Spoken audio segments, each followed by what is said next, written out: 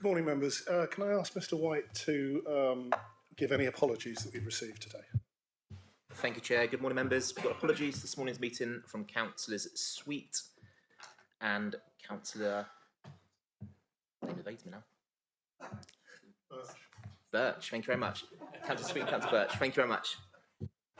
Thank you, members. We have one set of minutes to approve as a true and correct record, those being the minutes of the meeting of the Council held on the 15th of December. Can I have someone to propose that those are correct? Councillor Taylor, and seconded. Councillor Baldry. All those in favour? That's clearly carried. Thank you, Chair. Thank you. Item number 2, urgent business. There are no items to be raised under urgent business. Item number 3, exempt information.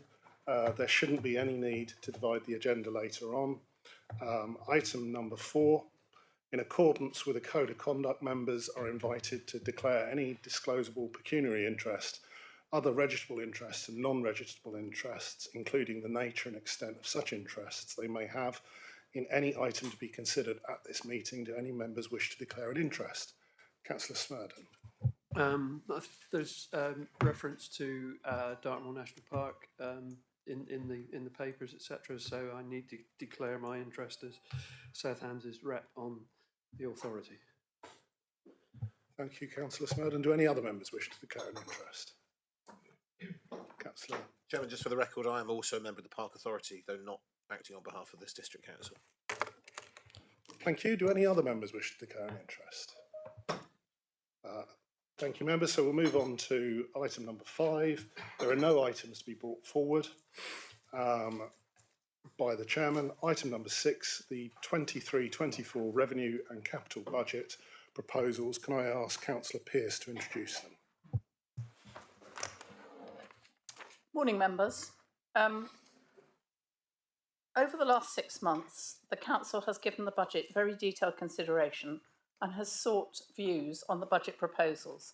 This process has enabled and informed members in their consideration of the appropriate level of service provision and council tax levels. The report before you sets out proposals for the Council to achieve a balanced budget for next year. The budget was considered in detail by the Budget Advisory Committee, and I'm grateful for members' views on the budget. With regards to the setting of council tax, the report recommends to increase council tax for 23-24 by £5. This would mean a Band D council tax for 2023-24 of £185.42, which represents an increase of less than 10 pence a week.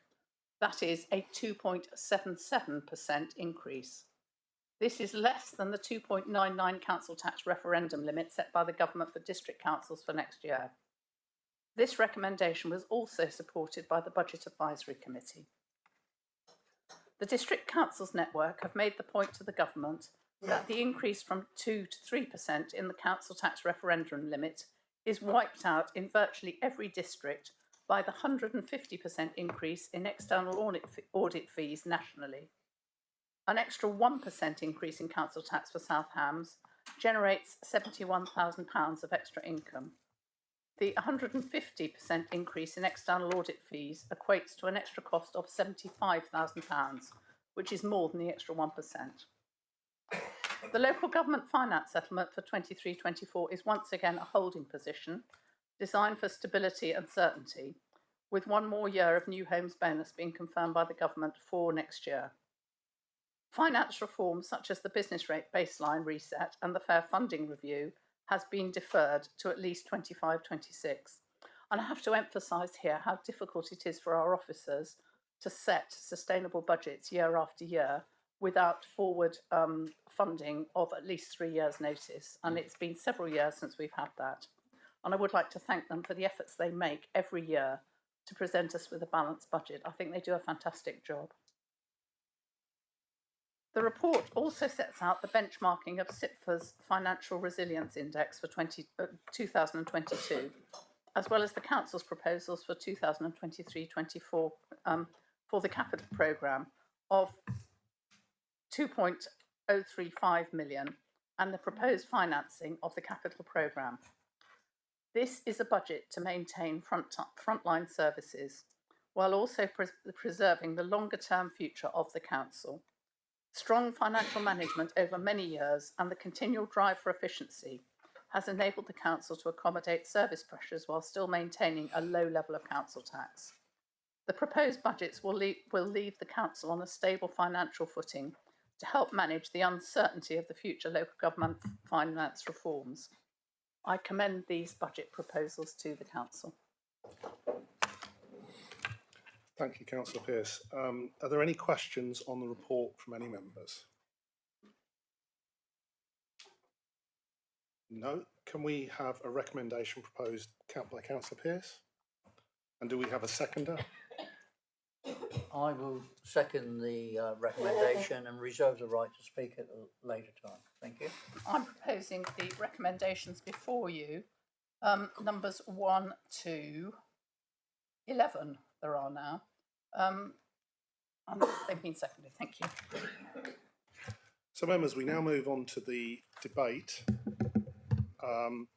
When it comes to the vote, I propose to take the recommendations in two parts. It must be a recorded vote when we come to the budget of the council.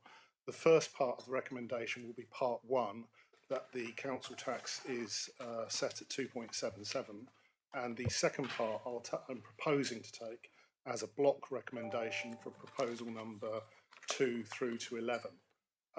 So there will be 2 sets of recorded votes, one on part 1, and the second recorded vote will be on every other part, is what I'm proposing.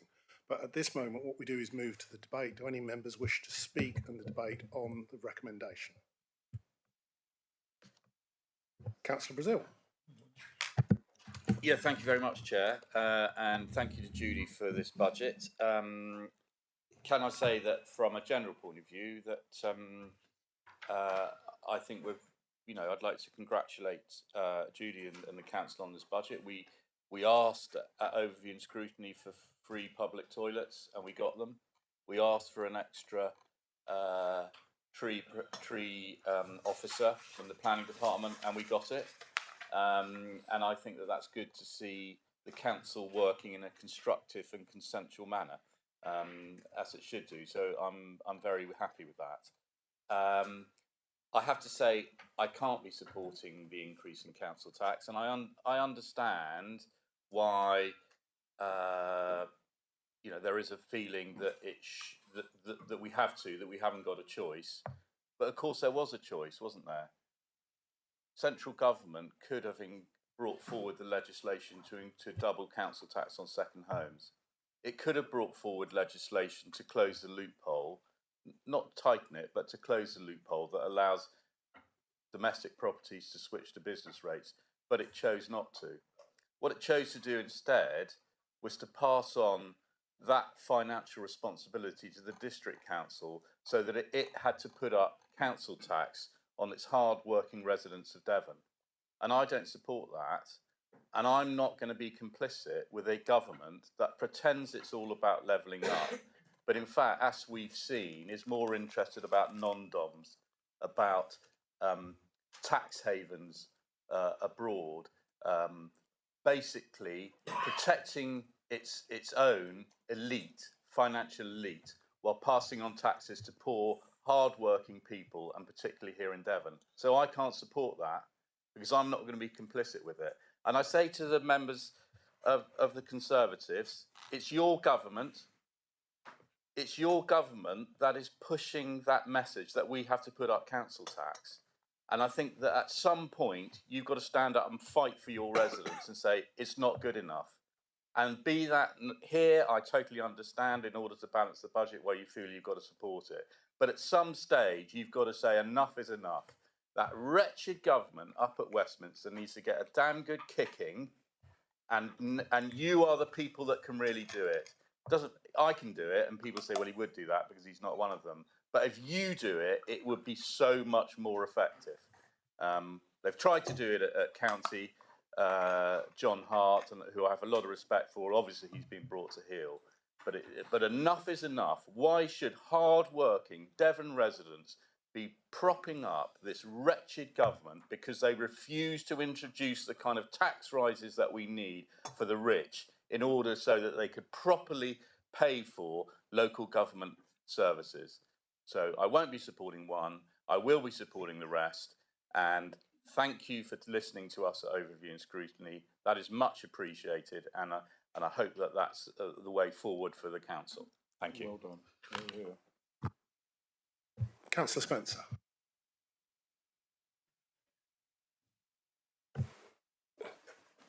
Thank you. You'll be glad to hear I'm not going to make a political statement. I deeply regret the need to consider increasing council tax. I don't think it's ever going to be popular, no matter what the colour of the district council or the government. I have a lot of confidence in the officer input into this particular issue, a lot of confidence in the members' input, both sides, all sides, and a lot of professional opinion has been brought to bear, and this is not a decision that comes easily, not at all. I hear what's being said about could have, but the fact remains that we are where we are, in my view. We have to make a decision about where we are, not where we could have been. So for that reason, I'll be supporting this. Thank you. Councillor Hopwood. Thank you, Chairman. I listened to what Councillor Brazil has had to say with interest, and it's a shame that we bring government politics to the level of South Hams District Council. We are where we are with them. They haven't brought through the legislation yet for second homes, and that's a shame. But we will be taking full advantages of it because this Conservative controlled council, our leader and ourselves lobbied very, very hard to get this, to help with this legislation for second homes, and I commend this existing council for the work we've done. The unfortunate thing, the reality is there are so few Liberal Democrats at Parliament that they can't make any decisions ever anyway. So it's a shame, but that's all the politicising I'll do on that because I don't want to bring politics into it. Poor hard-working people here in Devon, absolutely. It doesn't sit comfortably with any of us to have to increase council tax at all for any of our residents because we are all South Hams residents, those of us who are voting for it today. But I do think at 0.96%, 0.96 pence per week increase on a Band D property, equating to £5 a year, to make sure no core services are cut from this council. If we didn't increase this council tax by this small amount, we may then in the future have to look at cutting core services because not only would the non-increase of council tax this year have an effect, it would have a compounded interest in years to come, and that's what we've got to remember. So we would lose that increase forever, and the compounding fact would build up. So eventually, the council would have to start looking at other ways of balancing the budget. I have to support the increase for £5, but no, it does not sit comfortably with me. But the fact is, we have no choice. We cannot not increase it because we don't want that compounded interest to affect the services that we deliver to our residents. And I do believe our residents don't want it affected. The only thing I will say to the residents of the South Hams is when you look at the increase in your council tax, and you look at it going up by however much it is because we don't know, Devon County is sitting this afternoon to agree theirs, that our portion of the increase is £5. It doesn't include the police, the fire authority, it doesn't include the parish council, it doesn't include Devon County Council. South Hams' portion is £5 per year. And no, it doesn't sit comfortably, but I'm pretty sure it's going to be a lot less than most other authorities are putting theirs up by. Councillor Hodgson. Thank you, Chair. I do actually take exception to sweeping statements by Councillor Hopwood suggesting that none of us want to put up the council tax and the residents don't want to put it up. I speak to residents all the time who actually say to me, can't you increase the council tax so we get a decent service? When we had the problems with the waste over the last couple of years, there was a whole issue about, well, why has this happened? Why have we gone and privatised the system? Fortunately, now we've brought it back in-house, and I'm actually very grateful to the officers who have managed to see that through and actually produce now, I think, a much more satisfactory service. And of course, we are moving forward with that. But most people do realise that council tax is very good value. Public services are very good value. And it's the austerity measures that Brooke came in 2010 and that have kicked us all the way down to 2018 when they finally took out the last bit of what was going to be core funding. Of course, we get a little bit drip and drab here, but we don't actually get that reliable backdrop of finance that enabled our officers to much more easily be able to plan how the spending was going to go and give that sense that the government and the local authority were working hand in hand to deliver good public services for the people of this area. And I think one thing I would say, if we actually want to make people feel that we are really part of who we represent, that this is democracy in action, then I would suggest that actually we listen far more to our residents. I mean, I was at planning all day yesterday, and there was quite a few things where people eject and they come and get involved, and we just do this like what we want to do. And I think we need to be really mindful as we go forward, working ideally whoever gets it re-elected or elected into the next government, local authority here at South Hams, is that actually when it comes to the joint local plan, we look at how people are feeling about it, the decisions that we take. So I think that is the responsibility that I want to shoulder in response to which we have to actually charge for that service. £5 isn't an awful lot of increase. It's keeping our show on the road. It's keeping us in line with inflation, just about. But I actually think that we should have a return to much more solid government core spending instead of the awful T18 that took out 24% of our staff and in fact took out a lot of the really good officers from this council over the last 10 years. So I think we're in a position where we have to keep going, but I hope that actually we could see better support for local authorities at all levels. So that's all I wanted to say, and I will be supporting this on behalf of the residents, that people I represent today. Councillor Pennington. I'm going to be very brief because all this talk about £5 I think is ridiculous, quite frankly. This Labour Conservative government is the one we should be criticising, basically. But basically, what's all the fuss about for a small amount like this? Quite frankly, I think it's just ridiculous. That's all I want to say. Councillor Foss. Yeah, thank you, Chairman. Is there an election round the corner somewhere? I'm not going to say very much, because most of all the speakers so far have said bits of what I wanted to say. But all I will question is, yeah, I'm a Conservative member, and yes, we've got a Conservative government. But I do question whoever we have in power in London, whether they would really bother about what we do down here. It seems that way, whoever's there. As for the £5, yes, it rankles. I would rather we didn't, with the people are struggling, and they are struggling. There's quite a lot. We only see that with all the food banks that are being used. But we have to. We'll lose it if we don't use it. But it would be nice to have a bit more flexibility that we can't use it this year, perhaps when people are a little bit better off to use it, put it up more next year. You've already heard Councillor Hodgson saying that he thinks it ought to go up more. And I agree with her in that extent, but we need to be able to do it when we want to do it here for our own people, not to be dictated to by central government. I will be voting for the £5, but it does not sit particularly well, but we have to do it. Thank you. Councillor Thomas. Thank you, Chairman.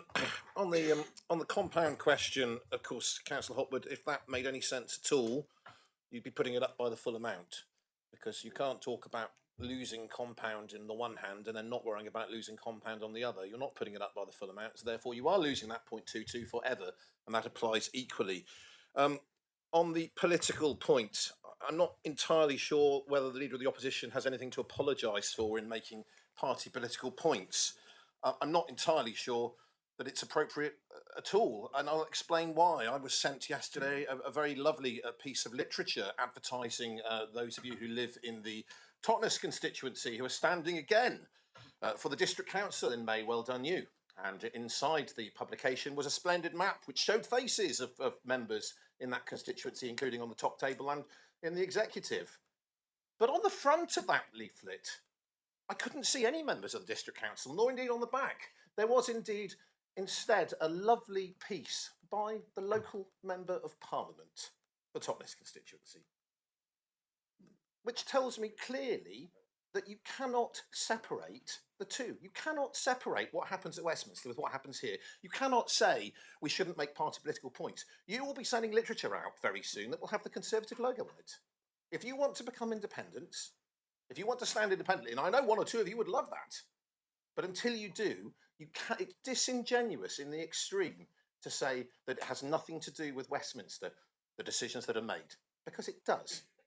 Councillor Brazil has made clear the issue for many of us on this side of the chamber, and the point is it would be fairer. Councillor Pennington said, why are we arguing about £5? Because there is a point of principle, Councillor Pennington, and the principle is it would be fairer if the government were to give us the money based on taxation they take from those who can afford it.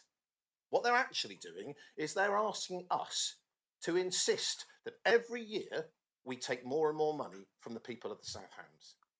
Now, if you want to say over there, we don't like it, but we're going to have to vote for it, like Councillor Foss has said, then I will respect that. I won't like it, but I will respect it. But I still think the message that Councillor Brazil has sent out today is the right message. We should be insisting, along with Devon County and every other local authority, that it is wrong to rely on council tax to raise the majority of our income. It should be money coming from central government, and it should be money coming from those who can best afford it. I think the point on our side is clear on that, and I'm going to leave it there. Do any Councillor Rowe? Thank you, Chairman. Well, I think the opposition are doing a very good job of their party political broadcast, but at the end of the day, we have to present a balanced budget. And if we don't put the council tax up by the £5 on a Band D property, then we will not be able to balance the budget. We cannot proceed without we balance our budget. That has to be done by law. I'm not going to say anything else, but please bear that in mind. Thank you. Do any other councillors wish to speak before we close the debate? Councillor Long. Thank you, Chairman. I think with all the comments that have been made today, it's quite clear that the government should be supporting local government more fully with finances, and it is not. And I won't get into the whys and wherefores on that.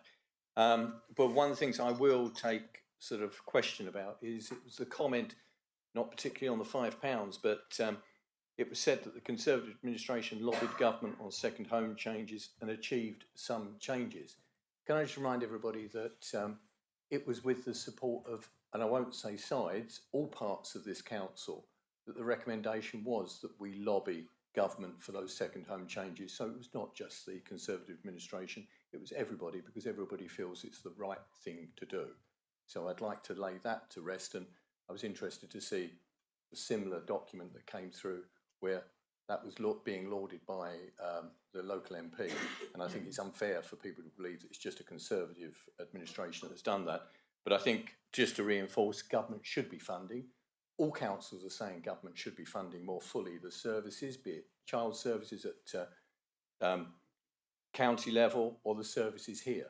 And I think it is very wrong that the government is not doing that. But I'll leave it there. Thank you. Do any other members wish to speak before we close the debate? In which case I will move to Councillor Baston, who reserved his right as the seconder to speak at the close of the debate. I have nothing to add to the debate other than to say that I fully recommend the recommendations on the screen. Councillor Pearce.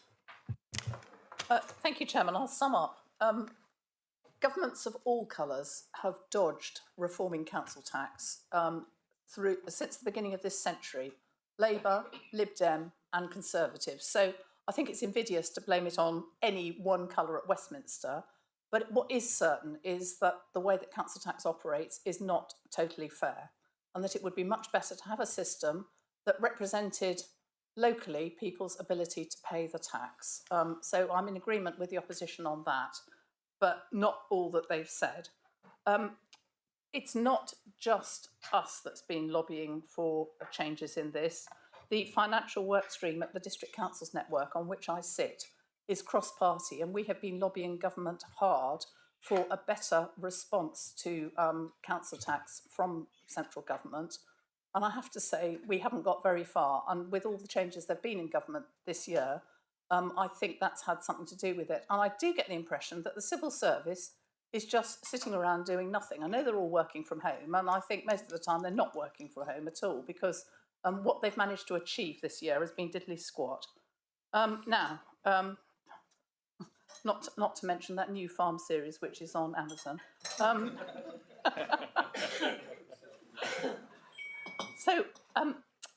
Councillor Brazil, Leader of the Opposition, you do really conflate two things, because the £5 or 2.99% increase is a national increase, and the second homes option to double council tax on them would only be applicable to, I reckon, about 9 to 11 authorities throughout the country, or at least is only going to make a substantial difference to about 9 to 11 authorities throughout the country. And that's based on research I did 4 years ago when we first started out on this journey, because I remember at the first Local Government Association conference I went to, I managed to convene those who were the top 10 councils for second homes council tax, and have a meeting with them and agree with them that we would lobby for this during the period of this council, which we have done with some success. Finally, Councillor Brazil, I do welcome the addition of a tree officer, but I do have to tell you that that was already in train before you asked for it. So it's a Pyrrhic victory as far as that is concerned for you. But I am grateful for your support in other respects. Thank you, members. Based on the debate at the Budget Advisory Committee and the Executive, I would suggest that Councillor Thomas. Sorry, very quick question, Chairman. The way you wanted to take the vote, can I just check with the monitoring officer the declaration that Councillor Smith and I made regarding recommendation 11? Will we still be able to vote on block on 2 to 11? Thank you, Chairman. Yes, of course you will. So, based on the Budget Advisory Committee and the Executive's suggestion, we are looking at taking the recommendation 1, part 1, separately, and then recommendations part 2 through to 11 as on block. So this needs to be a recorded vote, and we move to, it has been proposed by Councillor Pearce, seconded by Councillor Baston already. Therefore, we move to a recorded vote on part 1 to increase the council tax by 2.77%. So I will hand over to Mr. White to adjudicate that. Thank you, Chair. Therefore, members, for part 1 only, in alphabetical order, Councillor Abbott. Against. Councillor Austin. For. Councillor Baldry. Against. Councillor Bastone. For. Councillor Brazil. Against. Councillor Brown. For. Councillor Chown. Councillor Foss. For. Councillor Hawkins. For. Councillor Hodgson. For. Councillor Holway. For. Councillor Hopwood. For. Councillor Jones. For. Councillor Long. For. Councillor McKay. For. Councillor Callaghan. Against. Councillor Pannell. Against. Councillor Pearce. For. Councillor Pennington. For. Councillor Pringle. For. Councillor Reeve. For. Councillor Rose. For. Councillor Rowe. For. Councillor Smurden. For. Councillor Spencer. For. Councillor Taylor. For. And Councillor Thomas. Against. Thank you, members. That is therefore 21 votes in favour with 6 votes against, and part 1 is therefore declared carried. Thank you, Chair. Thank you, Mr. White. So, members, we move on to a recorded vote. As I said before, it has to be a recorded vote. We're looking at taking part 2 through to part 11 inclusively on block. It has already been recommended by Councillor Pearce and seconded by Councillor Baston. Therefore, I'd hand over to Mr White to make a recorded vote on the recommendation part 2 through to 11 on block. Yes, Councillor. Thank you. Before we do that, I've got a question on reserves. At which point can I ask that question? Is it now? Well, long before the debate is the answer. Oh, okay. I'm afraid the question time has passed. Okay. All right. Mr White, can we move to the recorded vote then? Thank you, Chair. Once again, members, in alphabetical order, Councillor Abbott. 4. Councillor Austin. 4. Councillor Baldry. 4. Councillor Bastone. 4. Councillor Brazil. 4. Councillor Brown. 4. Councillor Chown. 4. Councillor Foss. 4. Councillor Hawkins. 4. Councillor Hodgson. 4. Councillor Holway.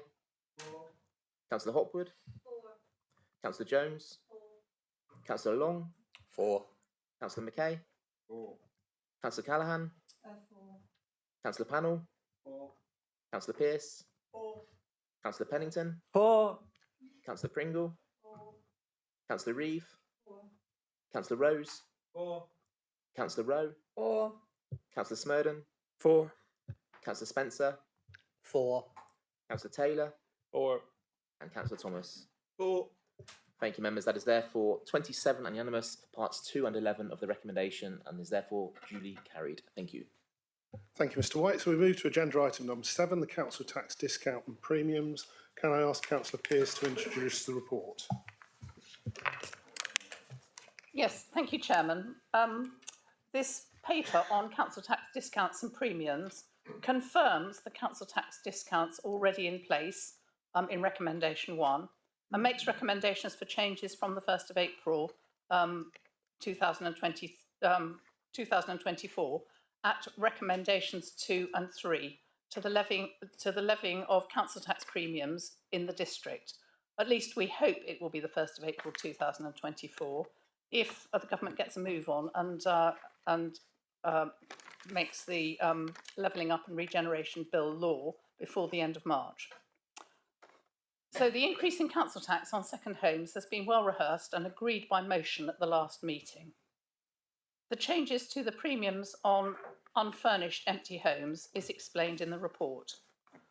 The increase in council tax take will be to the benefit of all Devon precepting authorities and encourage bringing empty properties back into use. There is a risk that more second homes will seek to move to the business rates, but the enhanced verification to qualify for business rates are already in place at the VOA, and we fully expect a registration or licensing scheme to be introduced very soon. Whilst the loss of any second homes to other means would be a loss of the premium income, it will put houses back into the local housing market to the advantage of local residents, so it can be seen as a win in that respect. I commend this report to you.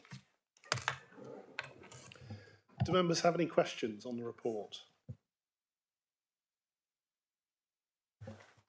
No, therefore, can I ask that the recommendation be proposed and seconded? We're just swapping the microphones around.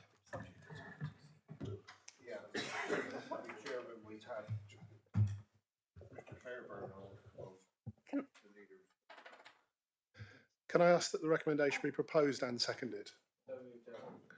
Proposed by Councillor Brown. Do we have a seconder? Seconded. Councillor Baston seconded. We therefore move to the debate, members. Do any members wish to raise a debate on this item? Councillor Hodgson. Thank you, Chairman. I just want to say that I really welcome this. I think we actually have to take action on empty homes. We've got a housing crisis, and I think this is just a really important thing to actually affirm. Thank you. Do any other members wish to speak on this item? Councillor Baston, as the seconder, would you like to speak before close? Nothing else to add, Chairman, and commend this recommendation to members. Councillor Pearce, do you wish to close the debate? Only to say that naturally I have had some pushback from second home owners. And so if this becomes a unanimous decision, which I hope it will be, I would really welcome that because it shows solidarity with our local residents. So members, you have the recommendation in front of you, and I propose we move to the vote. All those in favour?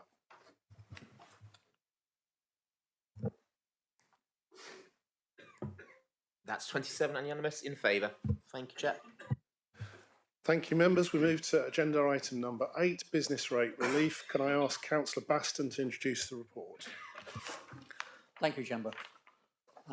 Members, the autumn statement on the 17th of November, the Chancellor announced the introduction of a new business rates relief scheme for retail, hospitality and leisure properties nationally, worth around £2.1 million in 2023-24.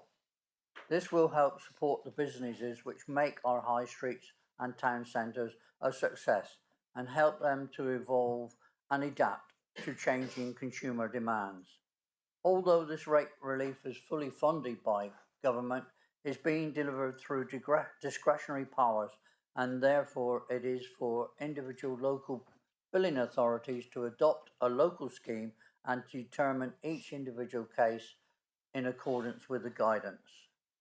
The policy attached at Appendix A sets out the guidance and the type of business properties which will benefit from 75% relief, which applies to the 23-24 financial year only.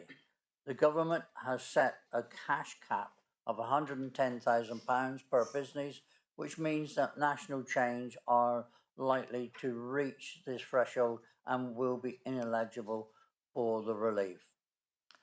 As the new rating list comes into effect on the 1st of April 2023, some rateable values have increased, meaning that some small businesses will lose their existing entitlement to small business rate relief. The government has also introduced a supporting small business relief scheme, which will cap bills at £600 a year for businesses losing eligibility for some of the small business rate relief or rural rate relief at the 2023 revaluation. This scheme will apply until 2025-26. Due to its complexity, the eligibility criteria has not been detailed in a policy document. However, officers will award the relief in accordance with the guidance. Again, the scheme is fully funded by the government. In both cases, the reliefs will automatically be applied to the annual bills for 2023 and 2024, which are due to be issued in the coming weeks. We estimate that we will be able to support 1,080 businesses with retail, hospitality and leisure relief and 153 businesses through the 2023 Supporting Small Business Relief. Thank you, members, for listening. Do members have any questions on agenda item number 8? Any questions on agenda item number 8? Can I ask that the agenda item be proposed and seconded by a member?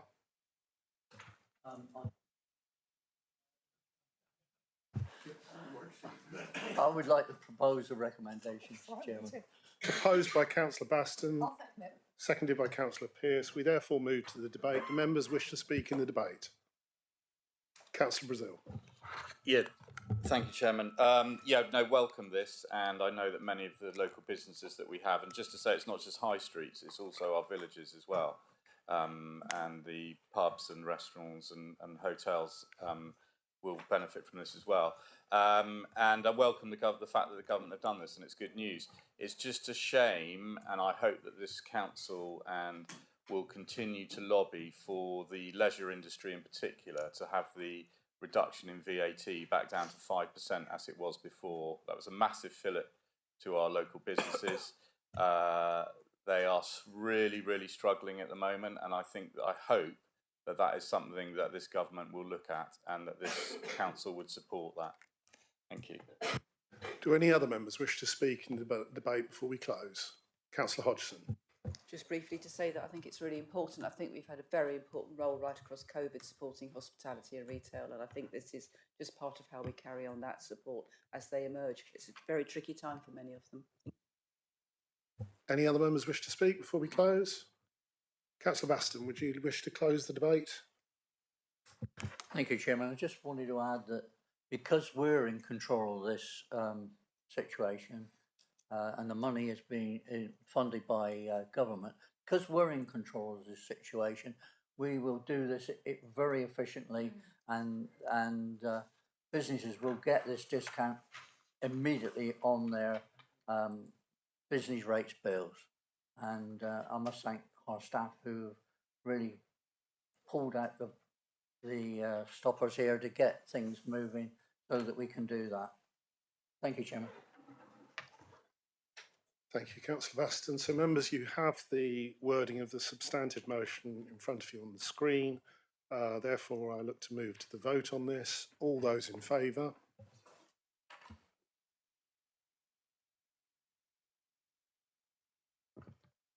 That's 28 and unanimous. Thank you, Chair. Thank you, members. So we move on to item number 9, South Devon AONB Management Plan Extension. Can I ask Councillor Pearce to introduce the report, please?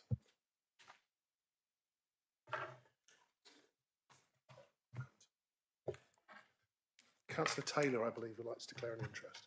Yeah, I represent the council on the AONB, so I declare an interest in this item.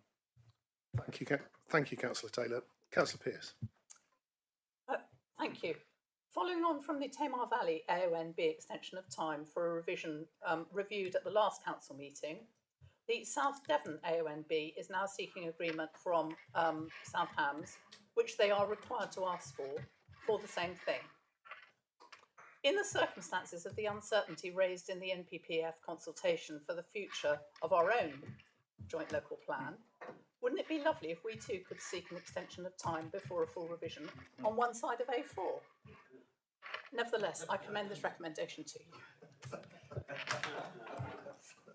Any questions from members? Do we have a proposer and seconder for the proposed by Councillor Hawkins, seconded by? I'm just checking. I'm a representative from Devon County Council on the AONB, and Councillor Hodgson is a South Hams District Councillor. She really is not. Oh, sorry, Hopwood. I'm sorry. Sorry, I'm just checking. Do we need to declare those? Sorry.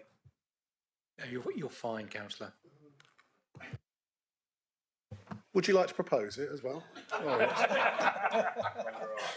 Sorry.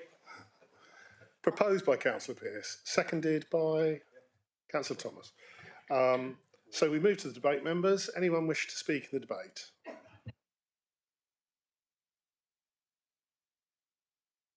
Councillor Pearce, would you like to speak, closing the debate? Nothing further to say, Chairman.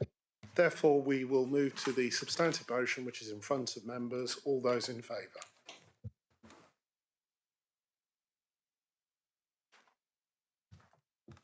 That is also unanimous. Thank you, Chair. Moving on to agenda item number 10 then, Scheme of Members' Allowances Review.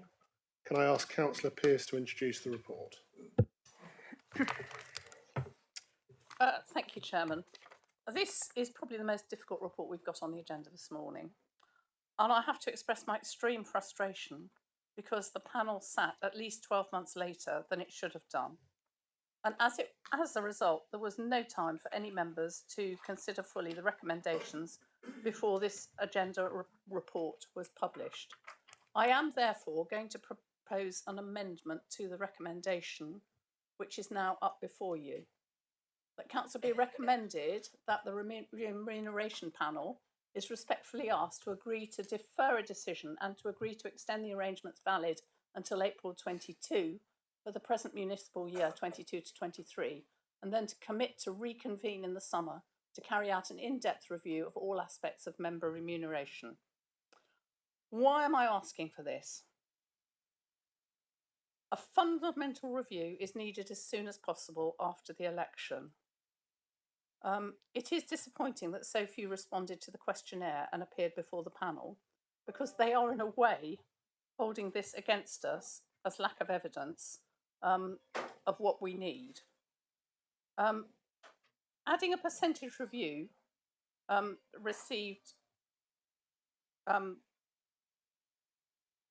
adding the percentage review received by officers has served us well up to a point because it's not controversial. But the lump sum increase on top of a percentage increase this year seems in some way to have ticked the too difficult box. The level of allowances for members, relying as it does on a small percentage increase, small percentage increments on relatively small amounts, has not kept up with, for instance, the county council allowances, which have ripped ahead because they're always more generous and therefore the percentage increases have been greater. The result is that I think we are all finding it to recruit new candidates to stand in the election unless they self-select, and particularly those who are younger and of working age. I would like to hear your views on this, and I hope that you will agree to the recommendation.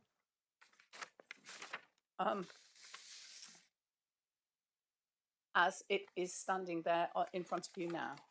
But I will need somebody to second the amendment. Could I second the amendment, please? Before we move to any recommendations or seconding, do any members have any questions on the actual report put before council before we move to any recommendations or seconding? Councillor Smyrnan. Thank you, Chairman. I suspect other members like your clarification. We've got April 22. I mean, so this is a retrospective. It will be in arrears, Councillor Smyrden, because the review should have happened before the beginning of this year. Questions on the report, Councillor Hopwood. Thank you. Thank you, Chairman. If this is held back, can you tell me, please, those councillors who are not standing or do not get back in May, what will happen to the backdated money they may or may not be owed? Could we have clarity on that, please? Yes. If there's an increase backdated to April 22, then all members who've served since April 22 will benefit whether they are continuing to be a councillor or not. Thank you, Chairman. Any further questions, Councillor Thomas? Chairman, notwithstanding what it may or may not say in the papers, I wonder whether we could have an explanation as to why it's coming to us now, because it does seem exceptionally unfortunate that in what is effectively the last full council of this term, we are receiving this recommendation. And it also seems unfortunate that, as the leader has said, it is a large amount, because it occurs to me that an organisation would ordinarily put its increases up incrementally year on year. And I think as this is a publicly streamed meeting, it would be very useful to have an explanation of why we are where we are now, please.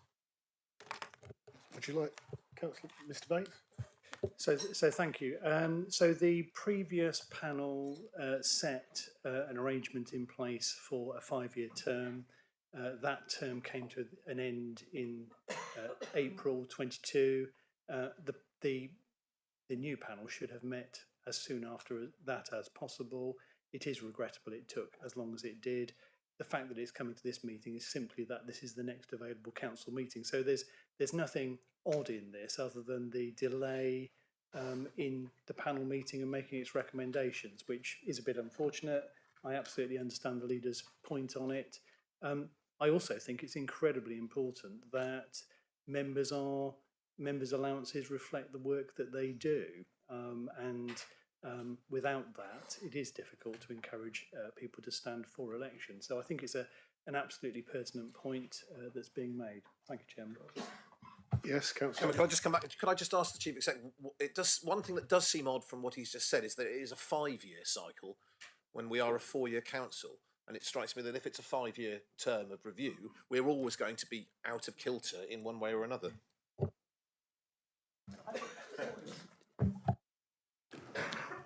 It's a maximum of 5 years, so and the council can anytime invoke a review. The other thing to add to Mr. Bates' point is that because it was ultimately adjusted to the staff pay award, and the staff pay award was only determined late last in the calendar year, there would have been no potential index for the panel to hang it on moving forward. Councillor Mackay. Thank you. Councillor Pearce made reference to the fact that the the panel had not. Oh, sorry. The panel had not received any responses. I don't recall personally ever being asked. It may have gone round, but it certainly went below the radar for me. Mr. Bates? Councillor Pearce?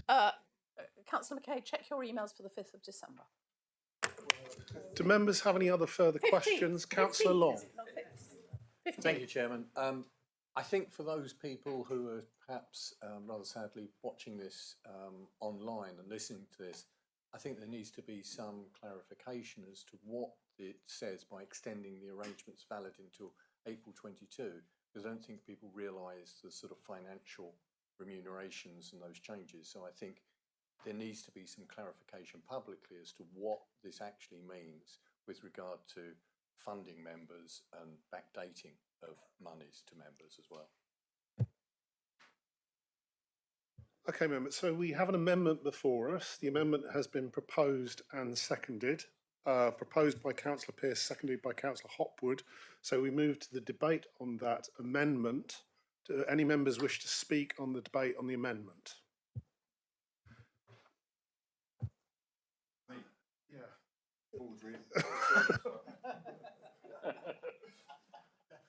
Councillor Baldry. I didn't respond deliberately because I knew I was not standing for re-election and I thought it would be inappropriate for me to respond in terms of the next council. But, Chairman, I'm fairly long in the tooth. I see a catch when I see one on the screen, as I do now. Let's fall for this. I think what would happen is that the remuneration panel will meet again shortly into the new council, and lo and behold, it will be announced that an increase is coming. And what will the publicity say? It will say the new councillors have just got elected and they have voted to increase their allowances immediately. I saw it happening in Torbay a few years ago. I'm not going to fall for it. I think we are being kidded. Thank you, Chairman. Councillor Foss. I won't make any reference to how long in the tooth that Councillor Baldry is. I have great respect for him. He's been here a very long time. I don't think that is the right answer. I've always thought, I'm lucky enough to be here, not to be too concerned about the allowance I'm being paid as a councillor. But I, like Councillor Baldry, am now getting quite long in the tooth. We need to be, for younger members of our community, to be able to put themselves forward, to be able to represent them, rather than, if you look around here, there's an awful lot of grey hair. There's one or two youngsters, I'm pleased to see, but they can't afford, as things are, to become councillors. And there's another well-known member of the opposition who I do quite a lot of work with, said to me only the other day he considered that we get paid very poorly in comparison to what the county councillors do, to compare to what district councillors do. So I think this is the right way. I can hear what Councillor Baldry's saying, you know, move it along the bus a bit and blame somebody else. But I do think that it needs to be looked at correctly, and this is the answer for now. But I do believe that we as councillors should be paid, or have the chance to take, a reasonable amount of money for the amount of work. We've all seen how much work we've had during COVID on the computers. I mean, the amount of emails we get, the time we spend now, it's a totally different job to what I did 12 years ago when I first started. And I think it needs to be looked at properly. And I will be voting for this recommendation. Councillor Hodgson. Thank you, Chairman. I actually think we should be upfront about this. I think it should be debated today. And I think ideally we would pass it, because I think this is, otherwise we're just playing politics. I would like to see far more young people stand forward for election. I think the three younger members of this council who won't be standing for re-election, as far as I understand it, have all made really valuable contributions to the debate and our understanding, but also to witness what it is, how the challenges sometimes for younger people to be able to stand. And I think being able to be slightly, I mean, we're talking £7 a week, you know, in terms of what the recommendation is. And I think that, you know, it might not, you know, make all the difference, but it can make a little bit of difference. It might be just enough to actually help people to be able to stand for council, to be part of the community and represent their community. Because otherwise, we're always, you know, it's a undemocratic group. We're not, we're unrepresentative group, and I think often it's seen that we're not as democratic as we might be. So I think this is really important, and I think we should be doing it today so that any young people who might be watching, or people who know young people who might be interested in standing, can say, yeah, go on, give it a go. Councillor Thomas. Okay, so the first shock is that Councillor Hodgson hasn't included me in the younger group, okay? So I'm going to curtail my gross disappointment at that fact that I appear already to have been moved up the bus, as it were. None taken, Councillor Hodgson. I am still, I look around, I am still relatively young. I did something quite unusual when I was elected to this council 4 years ago. I came here as a full-time school teacher, and I asked my employers whether I could have 4 afternoons off a year to come to the district council. Yes, I'll let Councillor Rowe finish her laughter at that before I carry on, yes. And of course what happened was I ended up having to stop being a full-time teacher, much to Mr Brooks' son's pleasure, and I find myself as a supply teacher instead. The point is, members, none of this matters, actually. Don't matter, doesn't make a blind bit of difference. You can put it up by 6% and you can worry that the public will say we're mad to put it up by 6% and we're not out of touch. You can kick it into the long grass and not put it up by 6%. Don't make a blind bit of difference. You're not going to get young people. There are 3 sorts of young people who are councillors. There are young people who are councillors who are independently wealthy, who can afford to do it. There are young people who are councillors who are political animals who work in other political spheres. There's a member opposite who fulfills that and does a very good job doing that. There are younger members who have to find hybrid roles, who have to fit it around full-time employment. But the reality, members, is that 6% ain't a hill of beans. It really isn't. It isn't. You want to go to government and say pay district councillors £35,000 a year to be full-time, I'll support that. I'll support that. You probably need to cut down the number of district councillors in the process and the number of county councillors, and probably, without wishing to steal words out of the leader of the opposition, probably MPs as well. You probably need to cull the whole numbers process to do that, to do it properly. But actually, arguing about 6% is not going to make a lot of difference either way, I'm afraid. I don't think that helps the debate in terms of whether we agree it or we don't agree it, but I think that's the fact, I'm afraid. So I'll leave it there. Councillor Brazil. Yeah, thank you, Chairman. County and the Fire Authority, which I'm members of, the pay increase has been around 5-6%. That's a lot more than it usually is, but I think we see with the public sector pay that it's the average or the median of what council and authority officers are getting, and I think that's fair. And I think that's what we've always agreed would be. There is an argument about whether we get paid enough, but I'm sorry, by delaying this isn't going to make any difference. If you honestly think that the independent remuneration panel is going to come back and go, yeah, you should all get 3, 4, 5 times your allowance, that's not going to happen. They aren't going to recommend that, and even if they did, it's politically unpalatable, whatever the arguments are. So I think that we've asked an independent panel to look at the increases. They've come up with an answer. I mean, whether it's 4, 5, 6, 3 or none at all, I think people could argue about that.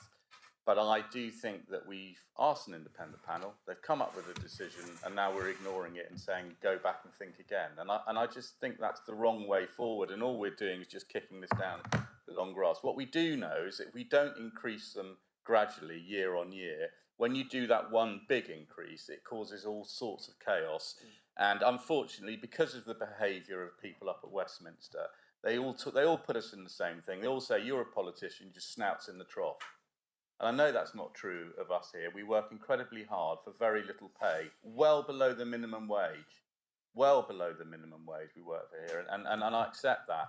But I'm afraid it comes with the job, and we have to do it. Until there is root and branch change of the governance of this country, and I agree, I mean, we've got far too many MPs. They're just glorified social workers, basically. They're meant to be the lawmakers in this country. You know, why are they involved in all this other stuff? You know, they shouldn't be involved. We've got far too many of them. And that extra money, the savings from that, should be passed down the line and come to the local councillors. who actually do know their communities, who live within their communities and actually do what needs to be done.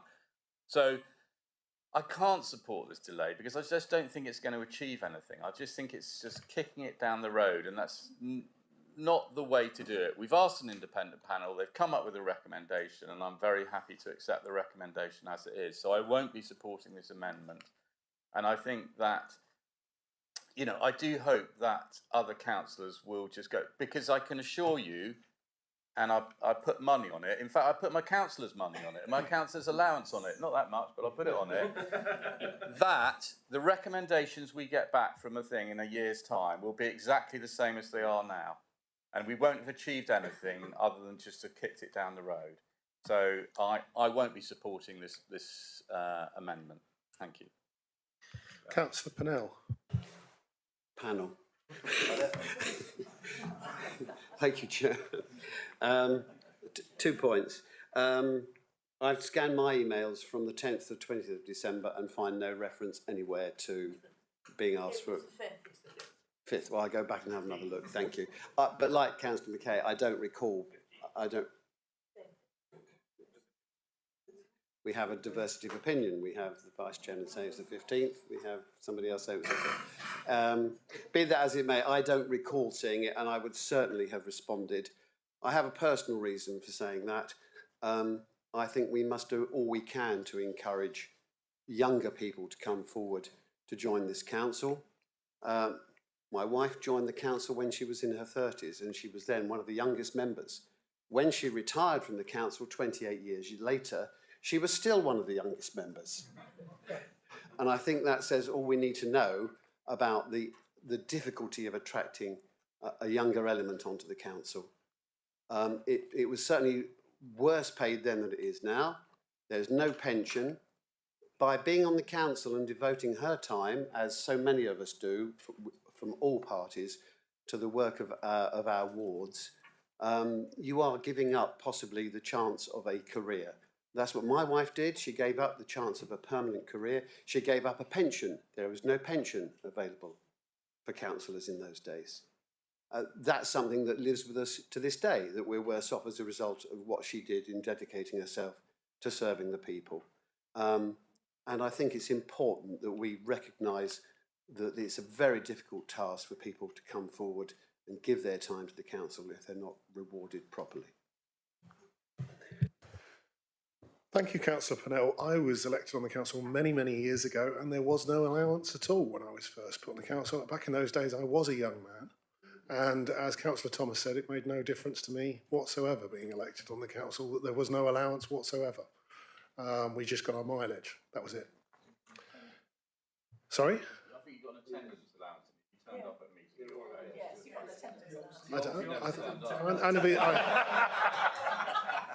I think I was working so hard I wasn't attending. Yeah, Councillor Brown.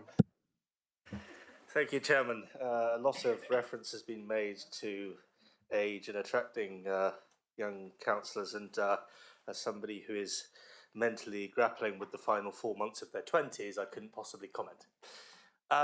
As regards this, I wouldn't have been able to support the original recommendation regarding the increase in councillors' allowances, but I will be able to support this because I think that's the right thing to do.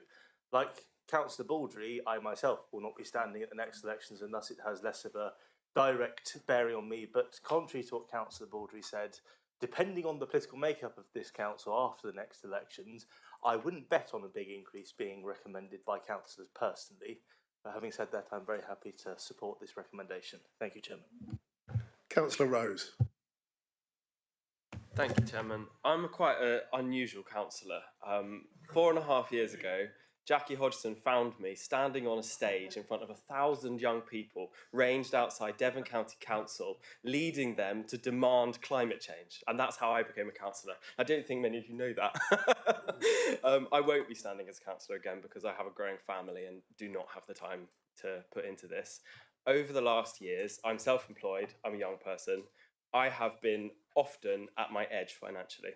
There have definitely been times where I have struggled to make enough money to pay my rent. And I say that fully openly and without any shame because I know that I'm not alone in that. And absolutely, any difference would have made a difference. So I wholeheartedly would request that this council doesn't put this recommendation forward. Instead, we just make a decision right now to say it's the right thing to do, to pay a little bit more, to mean that people in my situation would have it a little bit easier. And so I would ask that we take the vote now on the actual motion, and we vote to raise it, as I think seems to be quite clear that everyone agrees we should. Thank you very much. Councillor Rowe. Thank you, Chairman. I think everything's been said now, because I did ask to speak quite a long time ago. But in reply to Councillor Thomas, who said that he only needed to come on 4 afternoons a year, well, when I was asked if I would stand for the district council, and I met with Owen Masters, who was the leader then, and he said that it's only 1 afternoon a fortnight, dear. So I thought, well, I can probably cope with that. But I soon found out that it was more like 2 days a week. And so the workload went on. And if you're going to do it for the money you're going to get out of it, well, I'm sorry, you'll be bankrupt. So there's not much point in relying on the remuneration from the council.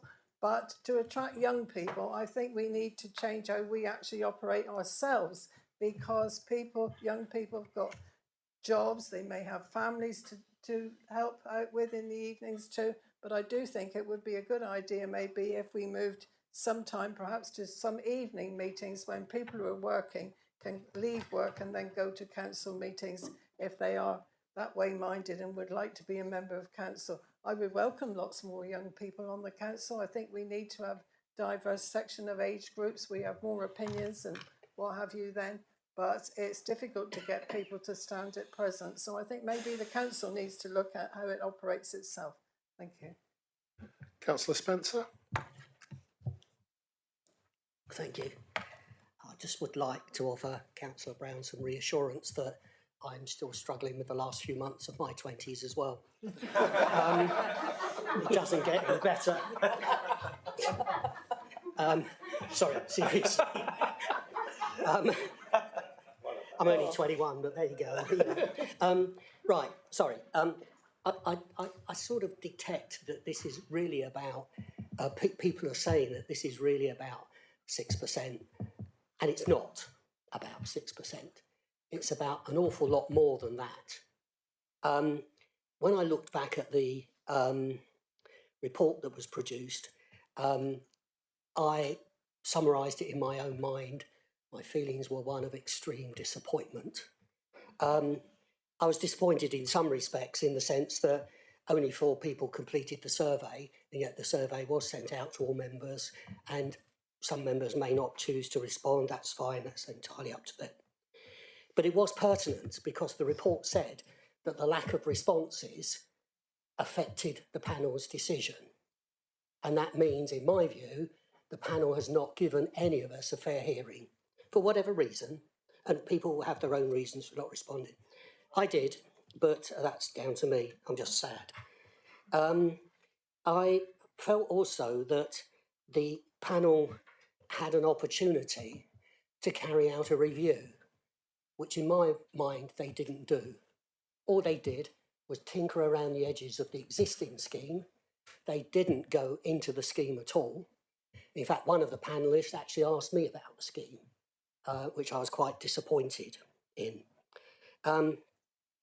So I think they had the opportunity to do a belt and braces job. They admitted in the report that they had the opportunity to do a belt and braces report, but they didn't. So I think they failed. I'm disappointed that the panel drew comparisons also with other councils, which we all seem to have a leaning towards. I think we should have taken the opportunity to be a council who's leading the rest, not a council who's following the rest. Big thinking maybe, but it's about time we did think along those sorts of lines. My disappointment there. I was disappointed in the main about the special responsibility allowances, which they haven't addressed. They did say in the report that they would address the situation where the only chair of a committee who doesn't receive an allowance is audit. Hands up, vested interest. I'm vice chair of audit. I don't get anything, but ONS does, and all the others do. So I'm disappointed that they didn't take the opportunity to look at that. It's nothing to do with 6%. That's to do with the scheme as a scheme. They didn't take the opportunity, and the law says they can, to take on board the consideration for payments for the work the councillors do outside this chamber. In other words, people sit on outside bodies, people sit on task and finish groups, people represent the council in additional roles, and that's not even mentioned. And yet the 2003 legislation says that that can and should be taken into account, and it wasn't. So to my mind, another failure on the reviews panel. They also say in there that they're looking to, they want a more detailed and structured review, and I think this is what this is about. There may be, we were led in the fact that we've gone past the 5-year window of April 2022, and we're trying to rush this through, albeit 12 months later, but hey, you know, we're trying to rush this through, and it's not being given enough thought.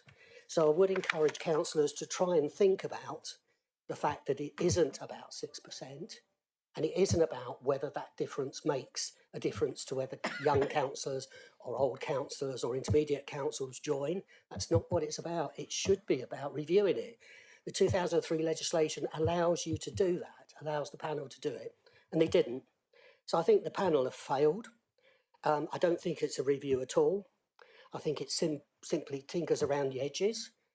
It mentions a totally arbitrary 6% without giving any indication of where that comes from.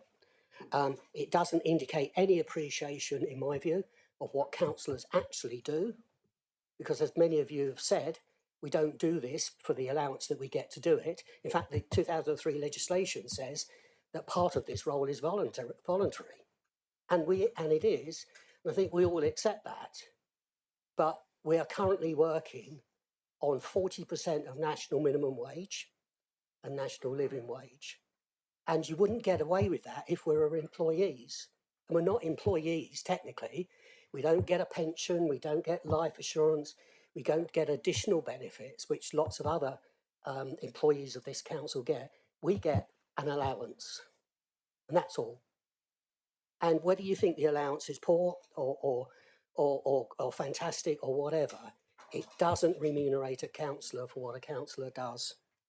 I don't think it does very much, to be honest, to encourage younger councillors, older councillors, or indeed any councillor at all to become a councillor.